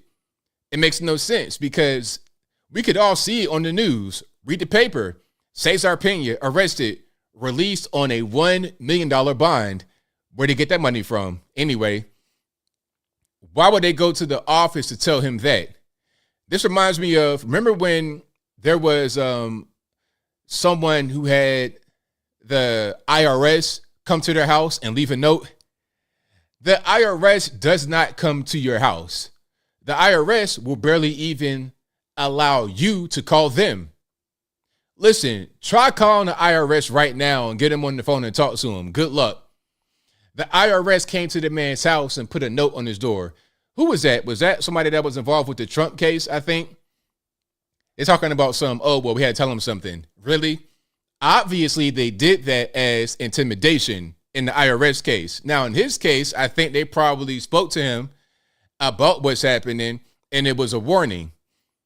I said it before. A guy that I know got involved with the feds. He did some stuff he shouldn't have been doing. And they told him, they came to his place of business and said, hey, check it out. You are under investigation. Do not purchase anything new. Don't make any new purchases. Now, I'm talking about my real friend that I knew in real life about this story right here. They told him, don't make any new purchases. So what does he do? He goes out and buys this brand new stove for his restaurant. It was so big, they had to open the doors. He had two doors in the front. They had to take the doors off the front to bring in this big stove. Now, once they're removing the doors to wheeling the big stove, here come the federal, like Men in Black. They got the earpieces in, they got the black suits on. They said, hey, we said don't buy anything. And my friend's like deer in the headlight look. He's like, you don't understand. We're the FBI. We see what you do. You want to do anything, we see it. There's no reason for them to come to the actual offices to tell him anything. They can call him on the phone or just let him see it on television or in the newspaper. The government, I'm telling you, when you do stuff like this, the government knows what you're doing. You can't hide from the federales. They know exactly what is happening. All right, the Men in Black, all right. Exactly, golf and guns. You cannot talk to or meet the IRS. They are not going to do it. If they come to your house, it's intimidation or you're about to get locked up. Now, here is Cesar. To wrap this up right quick, here's Cesar saying that DJ Envy's not involved, which I don't know why these guys are still talking. Look, DJ Envy's lawyer, when Cesar got popped, Envy's lawyer said, don't talk at all. Keep your mouth shut. Don't talk. These guys, I don't understand. When you're talking about like actual real respectable criminals that get involved in stuff like they don't say a word. These cartel guys, when they get arrested, they don't say anything. Mafia guys don't say anything. Some of these just random scammers, ne'er-do-wells, they want to talk. And all these videos are going to be played in court. It'd be a whole YouTube compilation. They may take my video and show that to the jury. They may take me talking and show that to the jury as part of evidence. Now, here's Sage talking about DJ Envy. Everybody making a negative comment right now. Are you good? When I go to jail and I come back out and I flip this shit again 3 times, what are you going to be doing? Are you still going to be on my post saying negative stuff? Bro, you talking to the haters? Is that what we're going to do? Bro, anybody's negative comment, everybody making a negative comment right now. Are you good? When I go to jail and I come back out and I flip this shit again 3 times, what are you going to be doing? Are you still going to be on my post saying negative stuff? Bro, anybody's negative comment doesn't affect anybody, doesn't solve the situation, and it's not going to help anybody. So that wasn't a correct video, but it doesn't really matter. You got these guys talking. I mean, just stop. Just stop talking. I mean, I don't understand what you're really doing. But that's your man, Cesar Pena, a.k.a. Fat Joe, a.k.a. Big Pun, a.k.a. you going to the penitentiary. Somebody said that somebody called him Big Penitentiary. That's crazy. But, and the allegation is that he took $80 million and misappropriated it. Spent it on himself, trips, vacations, all kind of typical ghetto random stuff from selling houses in Patterson, New Jersey. And a lot of times he would take people's money to invest in their house, and he wouldn't even own the house. Sometimes the money would go from multiple people onto one property in the ghetto in Patterson, New Jersey. Ridiculous nonsense. He's going to the penitentiary, and for talking so much, he's going to get a higher sentence. All right. But if you like what you're hearing so far, please give the video a thumbs up. Like the video, share the video, do all that good stuff. Now, you guys are asking about the shooting. I can't just cover that the entire video. I did cover the shooting earlier. May they rest in peace, but I don't have new information. Last I checked, there were, 16 deceased and 40 to 60 injured, or right around that. So, yeah, I don't have any new information. They say it's one shooter, and that's pretty much it. So I don't have anything else as far as that is concerned. I don't want to appear to be like I'm insensitive or anything like that, but I don't have anything else about that. All right. Now, we got super chats on deck, and then I'm going to get to the calls. The number to call is 434-658-1220. Again, 434-658-1220. That's a good comment right there. Carolyn Jones says, you should have gotten to politics. Here's rear would be covered. Exactly. If you were to do that as a politician, it's all good. If you become the president and your son wants to smoke crack, engage in all kind of crazy, ridiculous, crooked deals all over the country, then it's fine. And Kat Ferris says, just getting here. What shooting is this? There was a shooting in Lewiston, Maine. There was a mass shooting, and I'll show it on the screen one more time before I get to the rest of the show. So this is Lewiston, Maine. There was a mass shooting, and it says at least 16 people are dead, and the suspect is at large after shootings in area of Lewiston, Maine. Now, as far as I know, there was one person. That's the guy right there. And they say 50 to 60 people are injured, although it's not known if all the injured were because they were shot or if they were injured in other ways.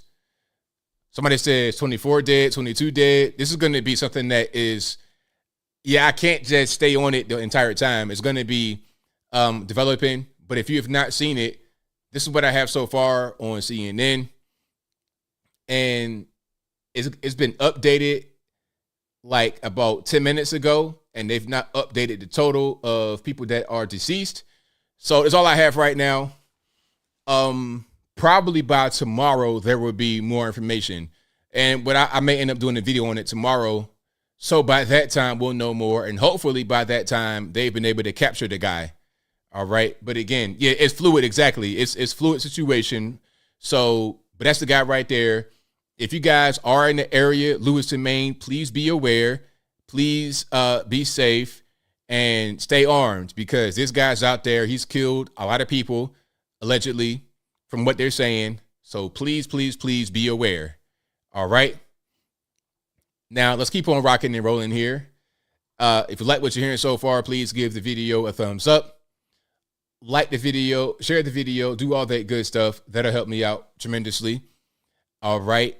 We have, shout out to Hollow Boy for Life, who says, dang, that chick is super healthy. Maybe Grace at the Olive Garden. Exactly. Lothair says, I work 2 jobs, 1 part-time, 1 full-time. How I work depends on the day, about 14 to 15 hours. Maybe I still have time to call up. It's all good, boss. Let's get to the calls here. The number to call, 434-658-1220. The caller is the shooter is on the loose. They have not caught him yet. All right. So that's all I have for that. Maybe in about a half hour or so, I'll be able to see more. All right.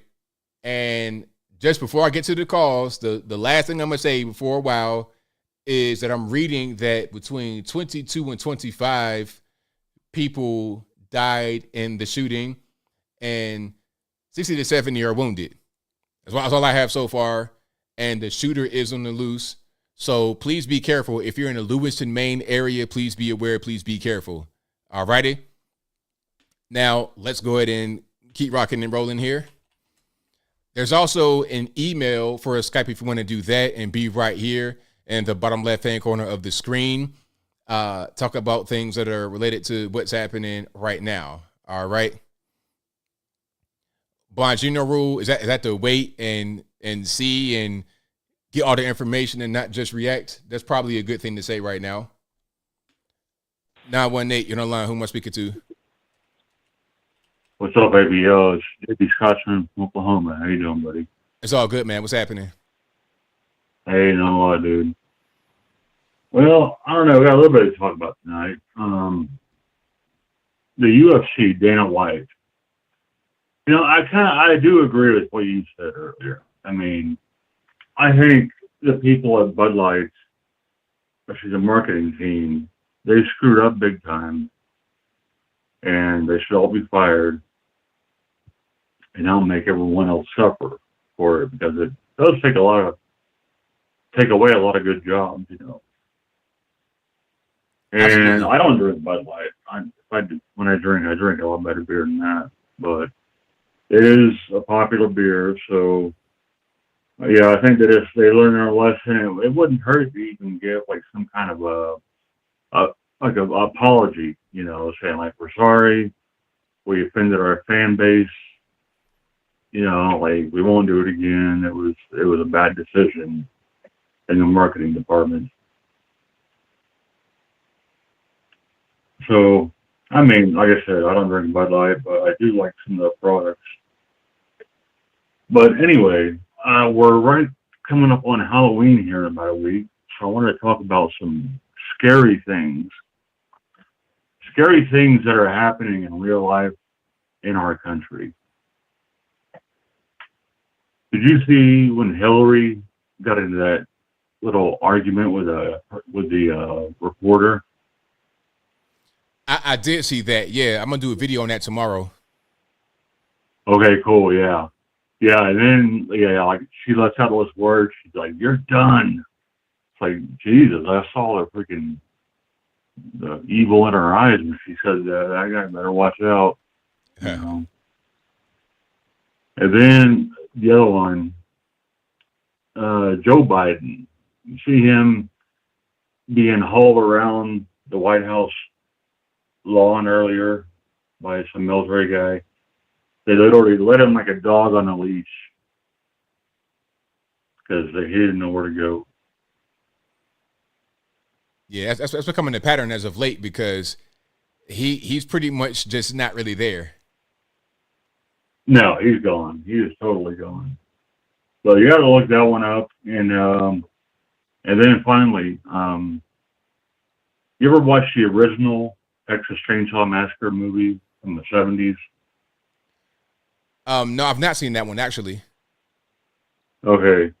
Well, man, if you look up that movie and look up the grandpa in the movie along with Joe Biden, and man, you'll see some scary stuff. Very scary stuff.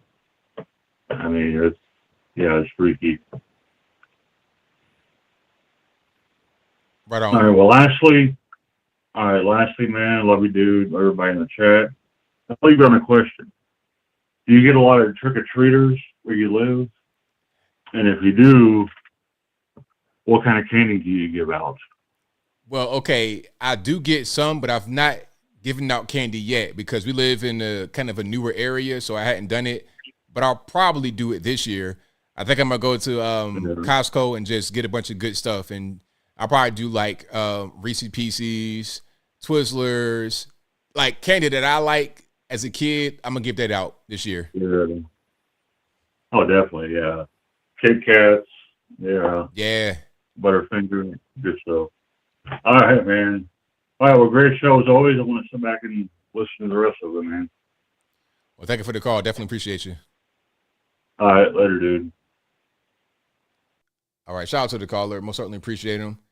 And I think now I was going to put up some pictures of the guy, but I'm not quite sure if it's him.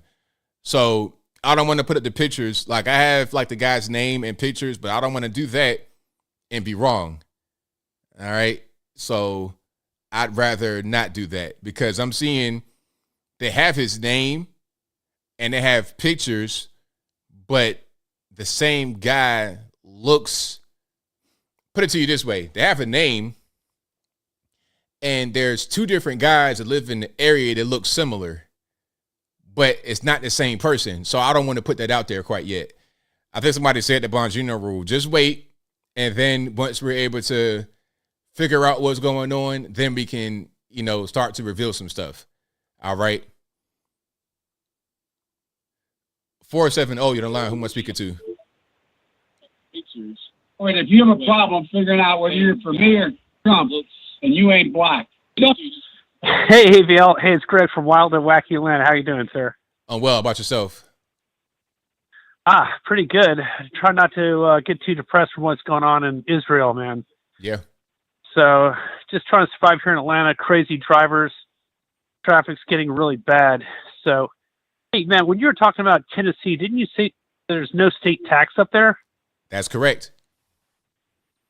Our tax is 8.9% sales tax here in Fulton County. It's been that since about January 2019.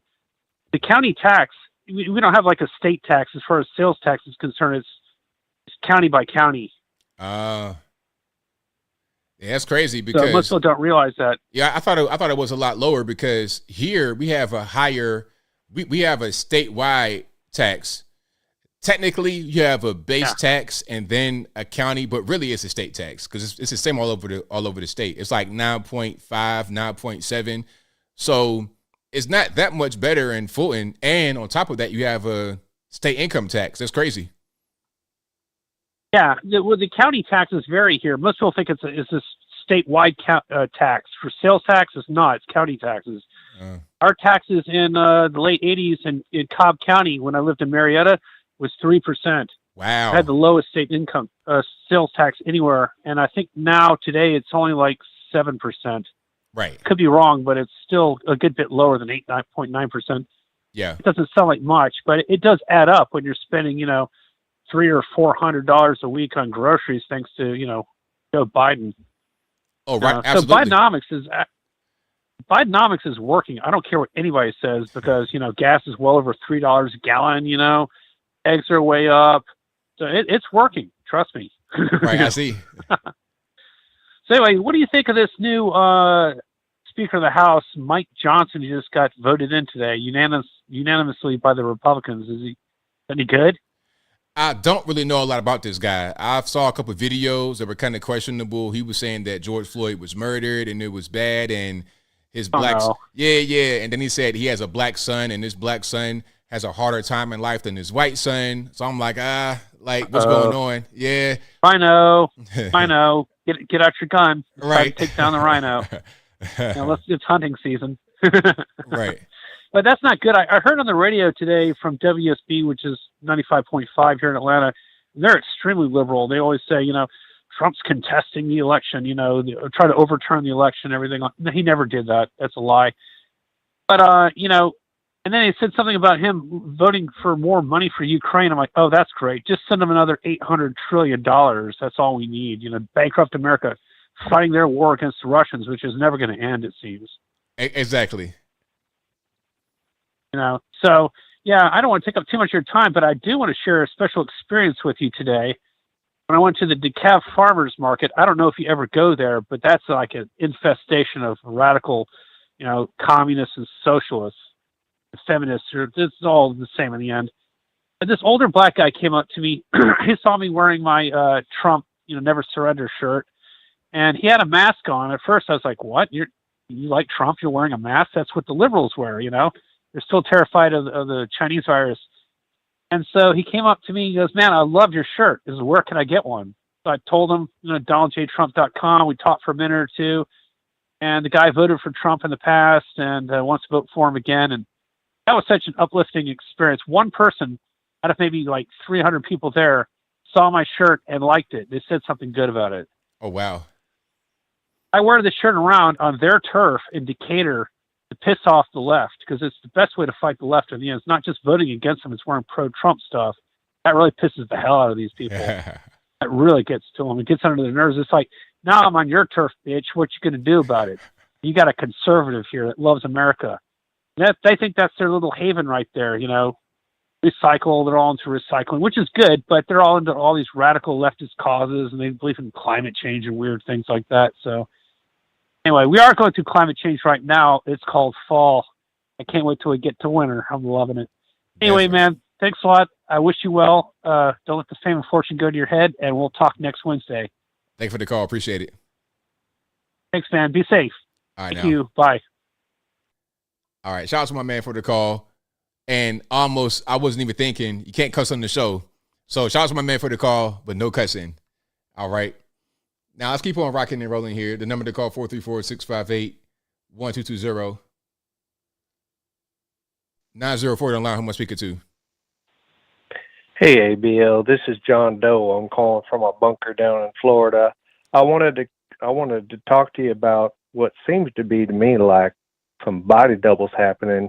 You got Joe Biden not really looking the same in this video from the Air Force One. You got John Fetterman. He's looking like he's got a body double. And I've seen a couple other articles come out about other celebrities that look like they've been replaced by some other people too. What's your thoughts on that? I don't know about the body double stuff. I think that these guys are getting cosmetic surgery. I think the guys are getting work done, or they're they're getting certain shots that can make them look different at a certain time. So with Joe Biden, his chin looked really weird at one time. I think they're putting some in his chin periodically that kind of fills it a little bit. So they're doing things to these people. It could be drugs they're putting them on. So when they're on certain drugs, it could affect how they behave, and it could affect their look. If they're normally looking kind of exhausted and they put them on some kind of stimulant, and now all of a sudden they're kind of hyped up and they don't look exhausted, the things they do to them make their look change. But I don't know about a body double part. I think you covered a football player not long ago where he had some kind of heart condition, and it looked like he was just fine not long after that. And I can't remember his name, but you're talking about I know you're talking about my man that played for the Cincinnati Bengals, I believe. Or no, it was the Bills, Buffalo Bills. Yes, sir. Yeah. I remember that story too, and that was kind of suspicious to me as well. What do you think happened in that situation, and what do you think about John Fetterman as well? Do you think that they actually got a body double for that man? Now, okay, so two questions. The first thing was about the Buffalo Bills player. He didn't die. His name is Damar Hamlin. Now, Damar Hamlin, it was really weird because he had the incident on the field, and then they brought him out to a game. Now, I think that might have been a stunt double there because they didn't show his face. He was running around. He didn't quite look right. Like, he was purposely avoiding. Yeah, he was avoiding the camera. So it was like they wanted you to think that he's doing better, which he wound up showing his face and it was okay, apparently. But the guy that had that one time, I don't think that was him. I think it was somebody else because they went through a lot to not show his face. I'm like, well, what are we doing here? Is this some kind of WWE promo? It was really strange. Now, what was your John Fetterman question again? Same thing with John Fetterman. Do you think, because he looked real different in some of these videos I've seen of him after he had that stroke? Well, I think what they're doing to him, they're putting him on certain kind of drugs. It makes him look different. I don't know what they're putting him on or what they're doing to him, but it's something because he can barely even communicate. He can barely even hear people when they're speaking to him. So they're doing some things to him that will improve his general performance that makes him look different, in my humble opinion. Okay. Well, one last question. Do you think that Joe Biden is really in mental decline? And do you think that we should set term limits on some of these real old people in the government? Because I think we should have some fresh new people, myself, someone with some new ideas and who ain't falling apart like that. You know what I mean? Yeah, I think that we do need some term limits. And beyond term limits, we need to have some kind of cognitive ability test. So if somebody is showing obvious signs of decline, let's go ahead and put them through a test to see if the signs are legitimate. Let's see what's really going on. You know, go to a doctor, get a physical examination, and let's see what's happening with these people, because you may have senators, congressmen with dementia and all type of stuff, and they're still able to serve. I don't think that's really right. You had people like Dianne Feinstein being told to vote a certain way when she was clearly in decline, and she died a little while later after that. Like, she died 2 months after that, literally died in office. So that is an issue. And as far as Joe Biden, he's most certainly in decline. Now, he's still able to govern a little bit, a little small amount, but he's obviously not the same as he was not even 5 years ago. Okay. Thank you for the feedback. I got one more thing, and I'll let you go. All right. Look, I have a buddy who's in the government, and they're establishing this rat back program. I don't know if you heard about it, but basically it's a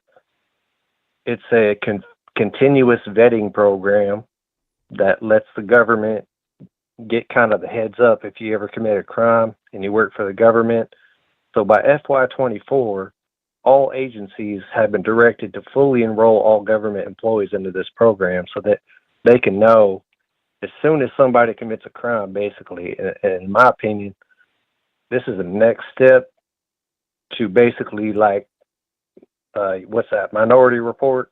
Where soon they're going to start predicting these crimes ahead of time and start putting charges on you. What you think about that? And I'll let you go. I thank you for the call, man. I appreciate you. All right.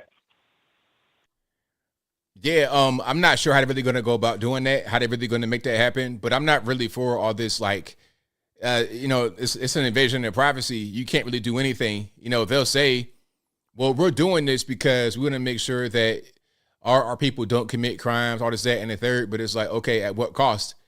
Do I have any privacy? Do I have any expectation of privacy in my own home when I'm not on the clock? I'm not really a fan of stuff like that. Yeah, because it's a slippery slope. They may test it on government employees, and then that can be extended to anyone. Let's say you're accused of a crime. Like, for example, you're on an ankle monitor, and then they say, okay, well, we're going to put you on this too to make sure you don't do anything. Just for being accused of a thing, you have your rights taken away. I don't like that at all. I see where that's going to go. 931, you're on the line. Who am I speaking to? What's up, brother ABL? This is Marcus. All right, man. What's going on? Oh, okay. Yeah, brother, I just have one question for you. I don't have a series of questions. I just have one. I've been trying to get a hold to you for a while, but between work and stuff and trying to catch your lives, it's been kind of a little difficult, but I'm glad I got you. This question, okay, I'm wondering, it's offset from your subjects today, but I've been wondering, shouldn't I be able to sue the police department or a particular police department if I call the police on my brother for the first time ever pulling a gun out on me for, out of like a verbal dispute? He got upset and went to go grab a gun, pointed at me. I called the police. They seen him with the gun, made him get down on the ground, had him in handcuffs. And then after me breaking the situation down for them, with great like frustration and anger, as you can imagine, and they kicked him out with PTSD problem I have. And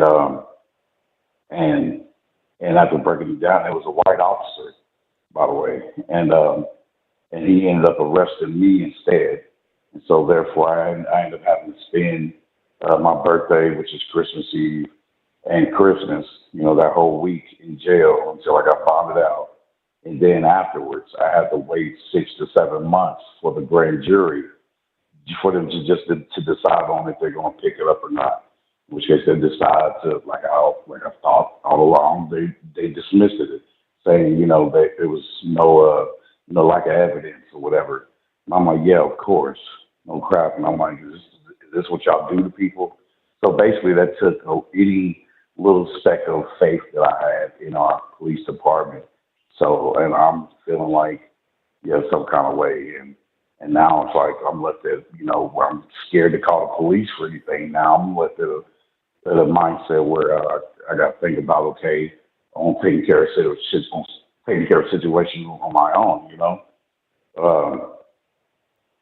and it just bothered me so much. And I've been getting help. I've been calling lawyers all around.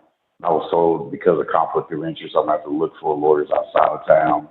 So, and I'm going into it with little to no money, because the situation left me at a destitute state,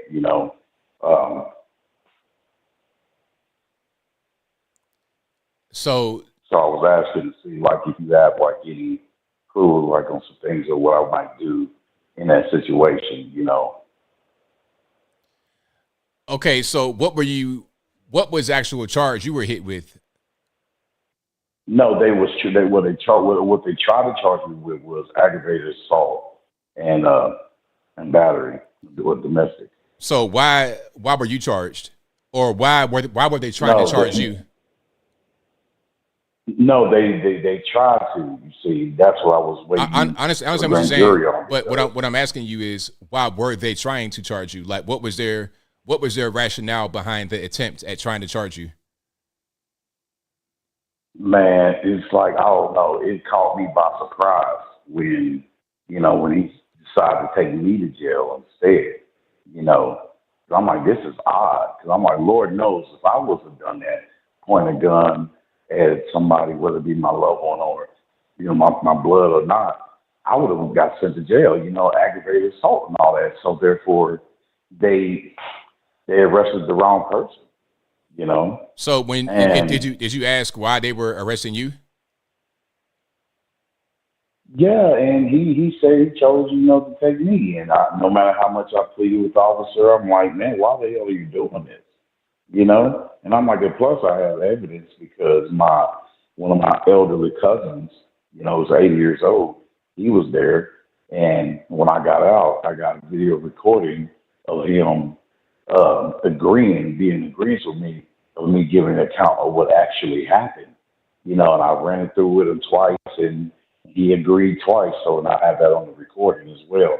But, and it's like I'm left to like, okay, people just all around just say F me, oh well, things happen kind of situation. And I'm like, nah, because if this was somebody else, they would have been able to sue and won. Yeah, I mean, that's kind of beyond what I could really tell you. I just think that you got to ask yourself, is it worth trying to fight? Because it's going to cost money regardless. And that's what it's going to be. Ultimately, right. It's going to be a money thing. You got to ask yourself, is it really worth it? So that's all I would tell you, to just ask yourself, because you could fight it, and then you got to say, okay, if I do fight it, then what's the reward going to be?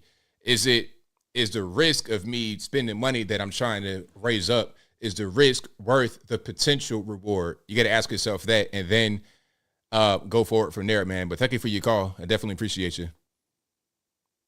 Thank you, sir. All right, shout out to my man for the call. Yeah, that's a tough one. I mean, if you want to try to sue the police, do you really want to do that? You got to ask yourself. 859, you're on the line. Who am I speaking to? Yeah, ABL. You hear me? I hear you a little bit. Keep going. Oh, man. I'm going to try to get somewhere quieter. No, you good now. You good now. You good. So go ahead. Right on it, man. Hey, man, happy to get you phone call, man. I've just been, chilling out, relaxing. I just clocked out off of work. I was supposed to be off today, but hey, decided to come in. But I caught your show at the same time, man, when I was at work, man. Hey, happy to hear from you, man. And also, man, I've been hearing about the situation between, rent coming up and inflation going up. I think there's just too much government spending to the point that inflation is inevitable and nothing that we can control. And unfortunately, we got irresponsible people in office who don't care about the common people. Yeah, definitely. That's definitely a really big issue right now. We vote them in, but yet they don't do anything else. Nothing else happened. They cry about January 6th happening. Well, I mean, if you did your job, people wouldn't be so mad at you. Right on. But, tick or tack, you know what I'm saying? Absolutely. And, I've been clean sober for about 2 weeks going on, man. Usually sometimes I call up here, drive you crazy, me like drunk, calling you up. And I do apologize for that, man. And sometimes I trolled you, so. Well, I'm glad you're I'm glad you're off this stuff. The alcohol, yeah, I'm happy about it. I'll talk to you later, man. I'm enjoying the show, man. And hey, let me know about the new YouTube channel, Uncle ABL, because I'm definitely. Whoa, no, Uncle ABL. I heard you try to put that gay in there. Don't do that to me now, Uncle ABL. No. I said ABL. I didn't say gay. Okay, all right. Let's just make sure we're on the same page, man. Thank you for your call. Definitely appreciate you. No problem, man. Talk to you later, bro. All right, now I heard what I heard. My man said Uncle Gabriel. We're not going to do that. We're not going to do that, sir. But shout out to all you guys. You guys are the best audience anywhere on these internets. Yeah, that was that troll coming out right there. It just popped out. He couldn't help it. But if you like what you're hearing, please give the video a thumbs up, like the video, share the video, do all that good stuff. That'll help me out tremendously. Yeah, that was a test. Like, are you listening to me? Because sometimes people will say things just to make sure that I'm paying attention. Oh yeah, I hear. I heard exactly what you said. I hear everything. You can't get nothing past me. But yeah, that channel I will do though, because I like talking about a lot of different things, but I can talk about certain things here, but I feel like another channel would be more appropriate. And I'm trying to see if YouTube is going to try to buck on that channel, because this one they get really funny with. That's why I got to be real careful with what I say, because YouTube, if they could get a lot of us controversial guys off, they would, but they can't. So they do other stuff. So my other channel is going to be different. It's going to be more, in a line of a lot of life advice, just more normie type content. Okay, things that I'm interested in genuinely. I wouldn't just put stuff out just because. Things I really want to talk about, but I think a separate channel would be appropriate for sure. But if you like what you're hearing so far, please give the video a thumbs up. They're definitely skewing the views for sure. Like, I could put a video on here and get the same views I get on Instagram. Now, I have over 1 million subscribers on YouTube and 100,000 on Instagram, but the video would do the same here as Instagram. And Facebook, Instagram, Meta are notorious for censorship. So it's just really weird. Cooking, I could do all that. But it's going to be more just about life and food, nutrition, maybe some cooking going on, keeping your weight under control. I'm very good at that. Like nutrition and portion control, all of that. Yeah, for sure. That'd be a different channel, but here would be more about news and political stuff and current events. That's the main thing. Now, I'm seeing some people talk about no cussing on either channel. No cussing, because that's one thing YouTube doesn't like. Well, it's weird. You could cuss if you are a leftist. If you are seen as conservative and you cuss, and they want to punish you for that. It's weird. It's weird. You could say all types of N-words and everything else if you are a liberal channel. If I was like one of these other guys, Vosh or somebody, I could talk about whatever I want to talk about. It'd be no problem. All right. Yeah, no. He definitely did say it, NKM. I know I heard what I heard. That's not my channel, Janine. ABL basketball, that's not me. I think they're in the Philippines or something, but I have seen that. That's not me. Like, they actually have a league. I think it's Shaun Basketball League or something like that. It just happened to have my same initials, but that's not me. Well, shout out to them, though.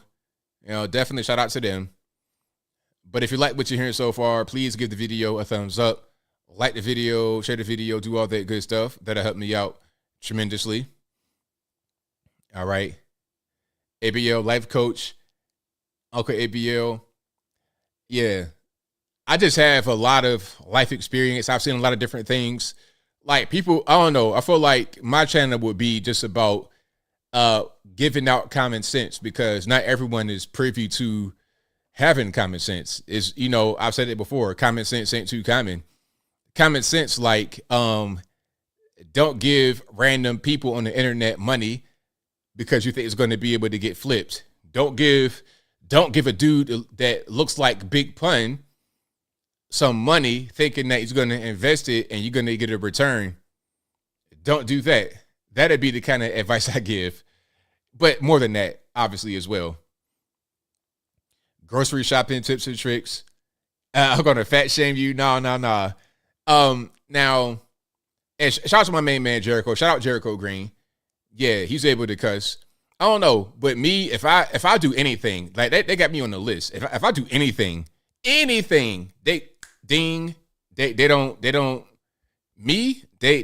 treat a little bit differently, in my opinion. Now, if you were to talk to YouTube, they would say, "Oh no, ABL, he has nothing against them. Everything is all good." But it's not quite that way. That's not quite how it works. All right. 929. You don't mind who am I speaking to? Anthony, how are you doing? It's all good. What's happening? Yes, about the mass shooting happening in May. So before I get to that, I want to question you something. Have you shoot a gun before, Anthony? Yes, I have. So is it include AR-15 as well? I have shot an AR-15 before. Yes. And so the gun is it hard to aim the gun accurately? The AR-15 is very easy to aim accurately because you have multiple points of contact. You have your shoulder, you have up under the barrel, and up in the trigger. So you have 3 points of contact. It's very easy to shoot. It's easier to shoot than a regular handgun, in my opinion. All right. Now, can you give me 1 to 10? How accurately is the AR-15? 1 to 10. I mean, I think it's the most accurate gun. I'm not quite sure I would say it's a 10. The level of accuracy would be dependent upon your skill. But out of all the guns, that's probably going to be your most accurate. A rifle in general, not an AR-15 necessarily specifically, but a rifle, especially a short barrel rifle, will be the most accurate out of all the guns that you can get, like a shotgun, a handgun. That's going to be your most accurate. I see. Well, so the match should be happening right now. The fact that I believe 22 people have been dead, and also around like maybe 15 or 16 people have been injured. So it gives me very much a concern that I would say I am suspecting right now. I mean, I am thinking, how come one person wait, and when I look at the photo, it see like the suit, like the shooter do not carry a container to carry extra magazines able to cause this death and also injured. I mean, You sound muffled. You sound muffled. Oh yes, I'm sorry about that. So the fact that one shooter who do not, it is still my opinion though, but I see like a mass shooter who is not carry extra magazine or any container to put to carry the extra magazine able to cause that this much death and so injured. I mean, like this amount of death and injured need to require more than one shooter. Kind of like that. Now I don't know. I don't know if he didn't have more than one magazine. I don't know that. I mean, he could have had more than one magazine because a magazine that can easily be carried on your body. You can actually conceal a magazine without it being seen. Like, even if he had no book bag on, he could still have another magazine in his waistband and you probably wouldn't see it. So I don't know if you only had one magazine or multiple magazines. I have no idea. But what you're saying is that there's probably, or there could be more than one shooter because of all the damage that's been done, right? Yes, that's what I said. Okay.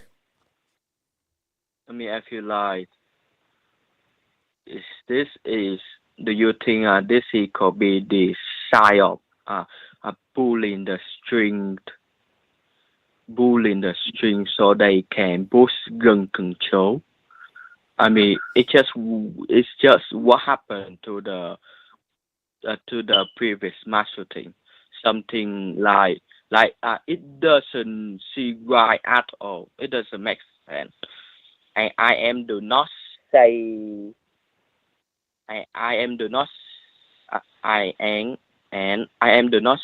that it is a fake.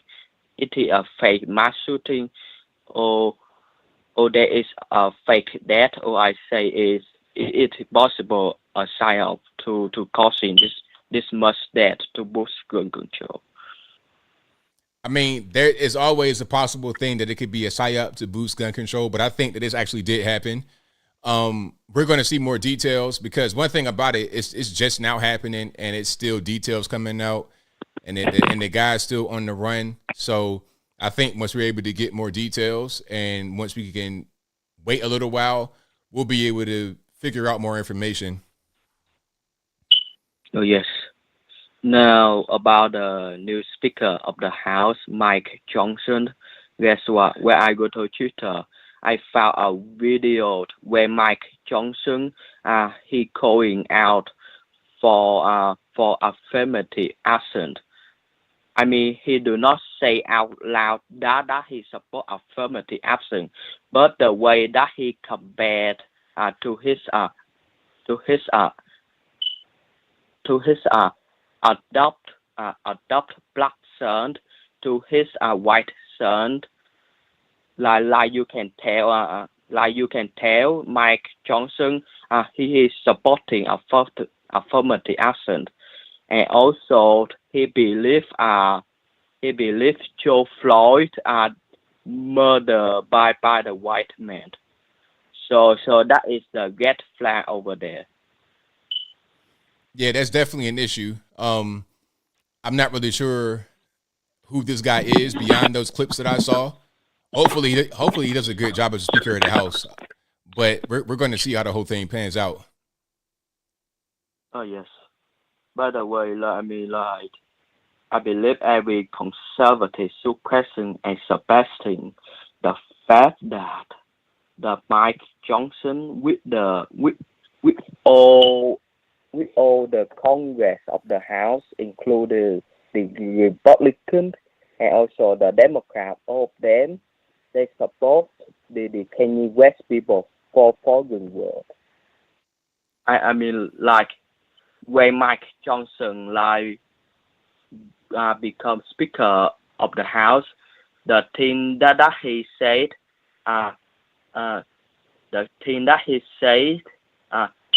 is supporting the Kanye West people country, but he did not say about our country crisis. For example, the southern border, right, including northern border as well, and also the Biden recession destroying our economy and it is collapsing right now. Right, you got a definitely point there. Well, I thank you for your call, and I definitely appreciate you. Yes, let's go, Brandon, and the short must flow. Thank you for the call. All right, shout out to my man for the call. Certainly appreciate him. Let's keep on rocking and rolling. Caller line, speaker to 347. All right, 347 got the cold feet hung up. But shout out to you guys for being here. You guys are the best audience anywhere on these internets. If you like what you're hearing so far, please give the video a thumbs up, like the video, share the video, do all that good stuff. That'll help me out tremendously. And that is not my smoke detector. Okay.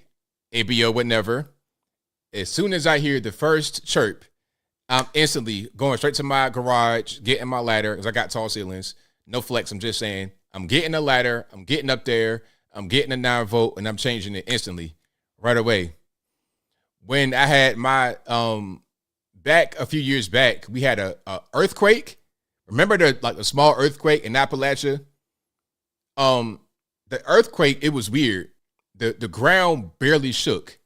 Barely shook. I didn't even feel it. But the earthquake, it messed the battery up to my alarm system at my old house. I'm trying to change the battery because it's going off. It's chirping and everything. I'm trying to fix it. And then my alarm went off. My neighbors came out. I had to call. At the time, I had a landlord. I had to call my landlord. I'm blowing him up. He's refusing to answer the phone because I called from my Virginia number. Then I called from my Tennessee number. He picked up. And they had to come and they had to tell me what to do to get the alarm off. I had to go to the specialized store. I had to go to a Batteries Plus store to get this big battery to put into my washing machine area to change the battery for the actual house alarm. So yeah, I don't play that chirping stuff. I don't do it. All right. Let's keep on rocking and rolling. And if you call before today, it's only one call per night. So Shout out to the caller, but 1 call per night. All right. Was it an 08? No, it wasn't 08. This had to have been 18, 19, something like that. 2018, 2019. I can't really call it.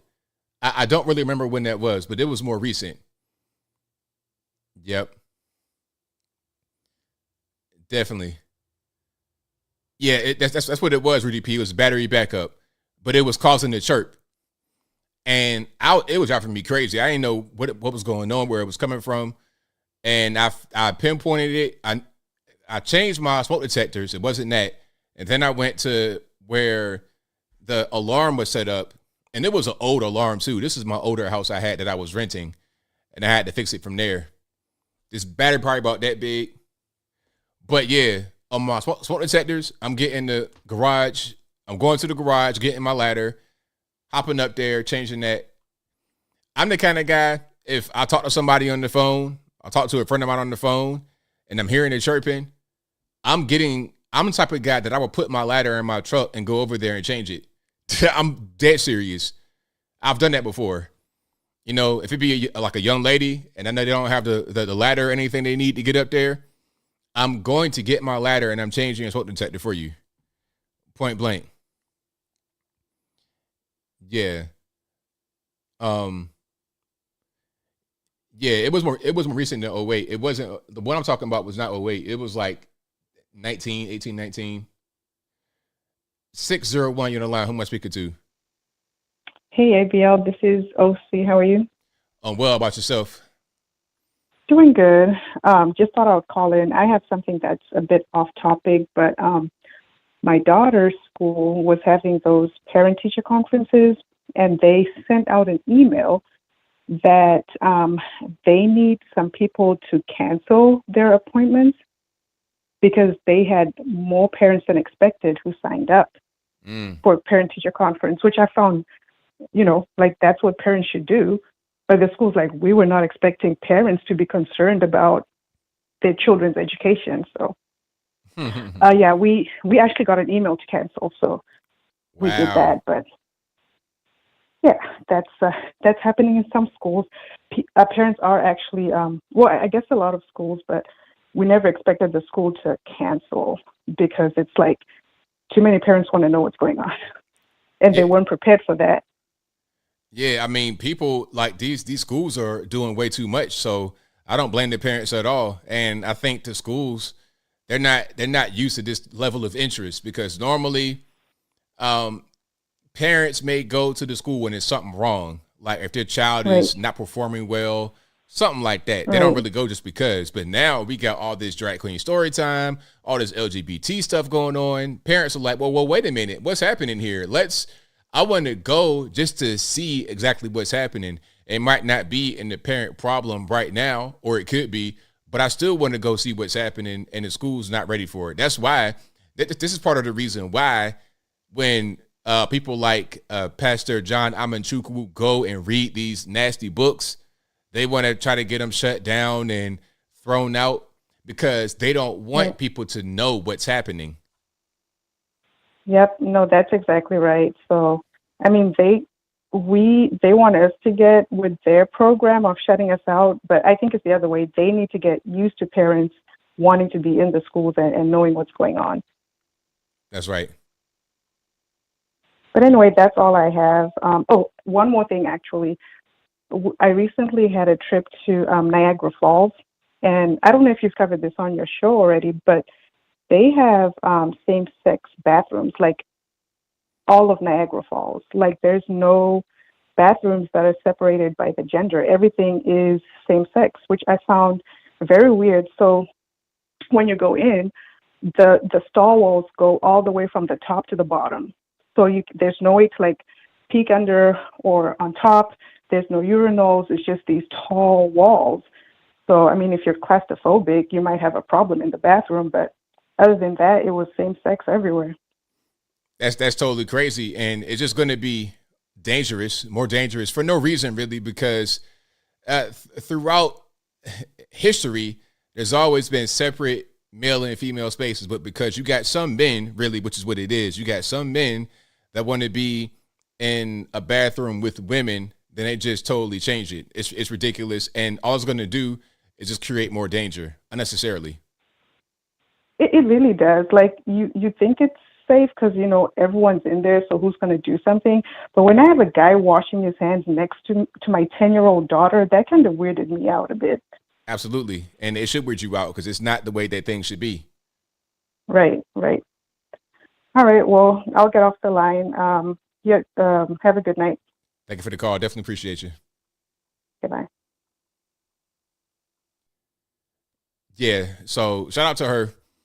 I mean, parents that's a good sign that parents are now starting to be more aware of what's happening with their children in school. Because like I said, normally what happens is a parent-teacher conference will happen when there's something going on wrong. When something's happening that shouldn't be happening, that's when they'll have an actual conference.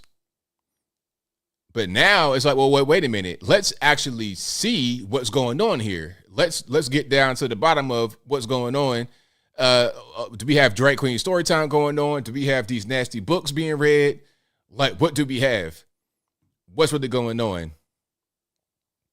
All right, I'm getting one caller that called already earlier today. It's one call per night. So I don't want to be rude, but it's one call per night. All right. So shout out to you guys. I really appreciate you. Somebody says, make urinals great again. Exactly. Let's go back to just regular, normal stuff. I mean, truthfully, I wouldn't even want women to be in the same space with me in the bathroom. I think there's some spaces for men and some spaces for women. I don't want to be in a space where women are, not in that kind of space. I feel uncomfortable. I would not be comfortable in that kind of space at all. Not in the least bit. Okay. So yeah, that's just what that is. All right. Let me see. Honeybee says, I went to the UK a year ago and all the bathrooms were unisex, even in nice department stores, movie theaters, ice skating rink. Crazy. 773, you don't lie. Who am I speaking to? ABL, it's your retired Chicago police officer friend, and thanks for taking my call. No problem. First of all, ABL, it's a little dangerous for you to be taking a ladder over to a young lady's house to change your smoke detector, because right away she's going to jump to conclusions, and he's finally going to try to elope with me. She's thinking you're going to put the ladder next to her bedroom window and whisk her off somewhere to Vegas or something for a quick marriage. You're already on shaky ground with that. We know that, right? The records. So anyway, ABL, I wanted to first address what the one caller was saying that was arrested for when his brother pointed the gun at him. He was obviously arrested for some kind of domestic. He didn't really, in fairness to him, he can't answer my questions. But here's the thing. I've said this millions of times to people. It does not matter who calls 911.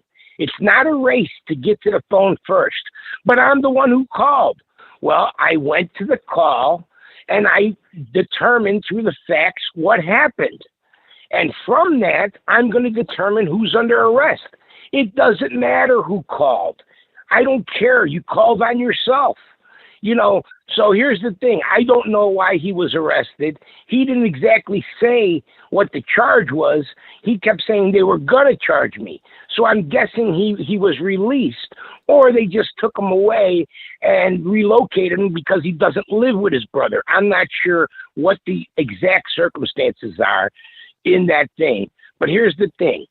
If I arrested you falsely, false arrest, then sue me. I welcome you to sue me, because 99 out of 100 times, especially with a veteran police officer, I know why I'm arresting you. Here's the thing. I'm arresting you on the victim's complaints. So if your wife scratches her own eyes and her own face, and I go to the call and she says, look what he did to me, and I say, First, I asked, do you want an ambulance? Because we have to render aid. Do you want an ambulance? And will you sign complaints?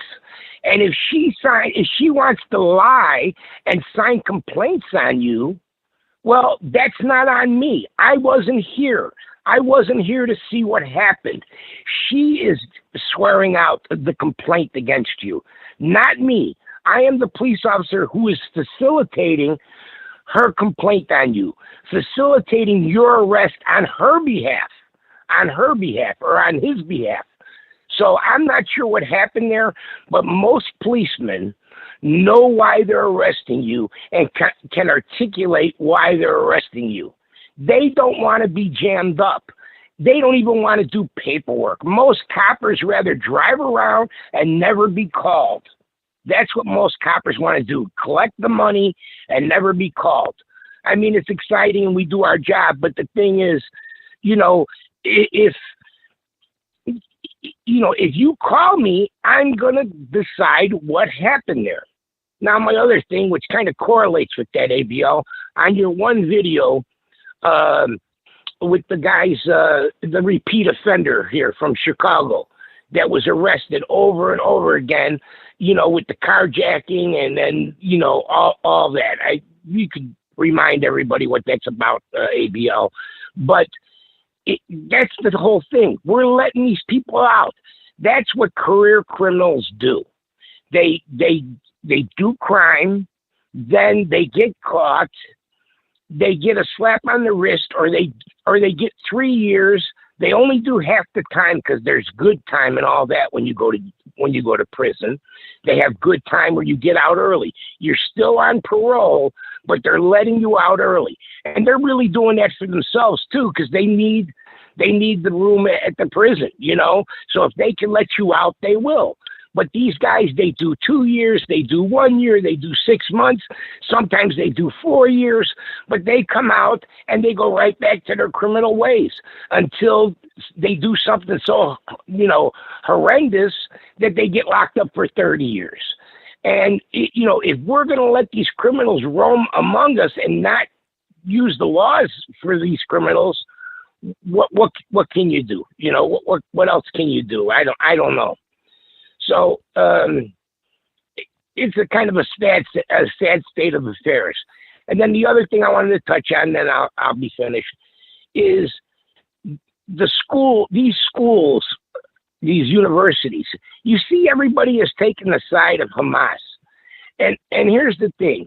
I understand when people are pushed to the breaking point, but you cannot let people start lopping off the heads of babies and everything else.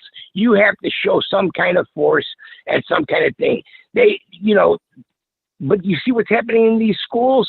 Right away, they're against the establishment, and they're against everything that the establishment, that they think the establishment dictates. Anything that has to do with Republicans, they want to jump to the other side. It's like rooting for the underdog, is what they think.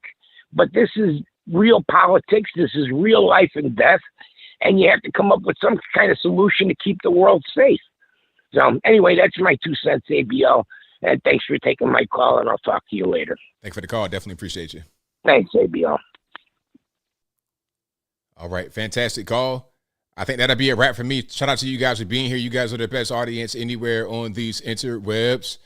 I'll be back live again on Saturday. Same bat time, same bat place. That'll be 8 p.m. Eastern. So right around right now, 11 p.m. Eastern Standard Time. Now, quick update on the shooting. There's 22 confirmed dead, pardon me, and 80 others injured, and the suspect is at large. You're going to see names floating around and pictures. I've seen one name with 2 different people. One guy looks kind of Asian, the other guy looks kind of white. So I don't know which person it is. So I don't want to say which person it is because I have no idea. I have no idea who it is. As of right now, we got to just wait for that. And again, the shooting is in Lewiston, Maine. And shout out to Bob K MIT. Shout out to you guys for the big super chats at the end. Shout out to Bob K MIT who says, love to see another Jericho Green, ABL, Brandon Tatum stream. Absolutely. We got to get all our schedules on the same accord. Because I know Brandon is like a mogul. Brandon's like Puff Daddy over there. So I know he's real busy. And Jericho got the kids and everything. So he's busy. I'm like the guy that can kind of move around a little bit. So we're going to see if we can get all our schedules together and make something happen. But shout out to you for the super. Brandon also got kids and everything, and he's married. So, you know, people are just really busy. But shout out to Angel Rivera, who says, hey, ABL, thanks for the great weekly videos and informative content. You the man. Hey, man, thank you for watching. Could not do the show without you. Shout out to Lothair, who says smoke alarm equals headache. Also, really liking the show, man. Had to test you. And I heard you. I agree with you about the Bud Light and UFC. You were 100%. Let's go, Brandon. Thank you for that. Thank you to Bina for gifting 5 ABL memberships. I appreciate you guys for that. That is all the super chats. And shout out to you guys. Again, I'll be back on Saturday, same bad time, same bad place. This is also a podcast you're listening to right now. It'll be available on your favorite audio streaming platform, whether that be Google Play, Spotify, Apple, iTunes, etc. Link for that will be in the description, or just go to your favorite audio streaming platform and search ABL Live. I should pop right on up, and look forward to the Uncle ABL. I promise I'm going to do it. I am going to do it very soon, almost immediately. I'm doing that. I'm talking about life stuff. I'm talking about if you 1,000 pounds, how to lose half of that. And I got guaranteed methods. Again, I've been fat, been small, been at a good weight, been physically fit now. You know, if I shave this beard off right now, I'll be 25 years old. And if I shave my beard off right now, and then you saw me in public and I said I was 25, you believe it for sure. All right. So you guys, please look forward to that. And also, please share all the content on this channel right here. Also, go to the regular website, anthonyblogan.com. If I can't, for a particular reason, post something here, whether it be too much, it's got to be censored, the website will always have what you need. So that'll be a wrap for me. Until next time, y'all be safe. I'm out, and peace.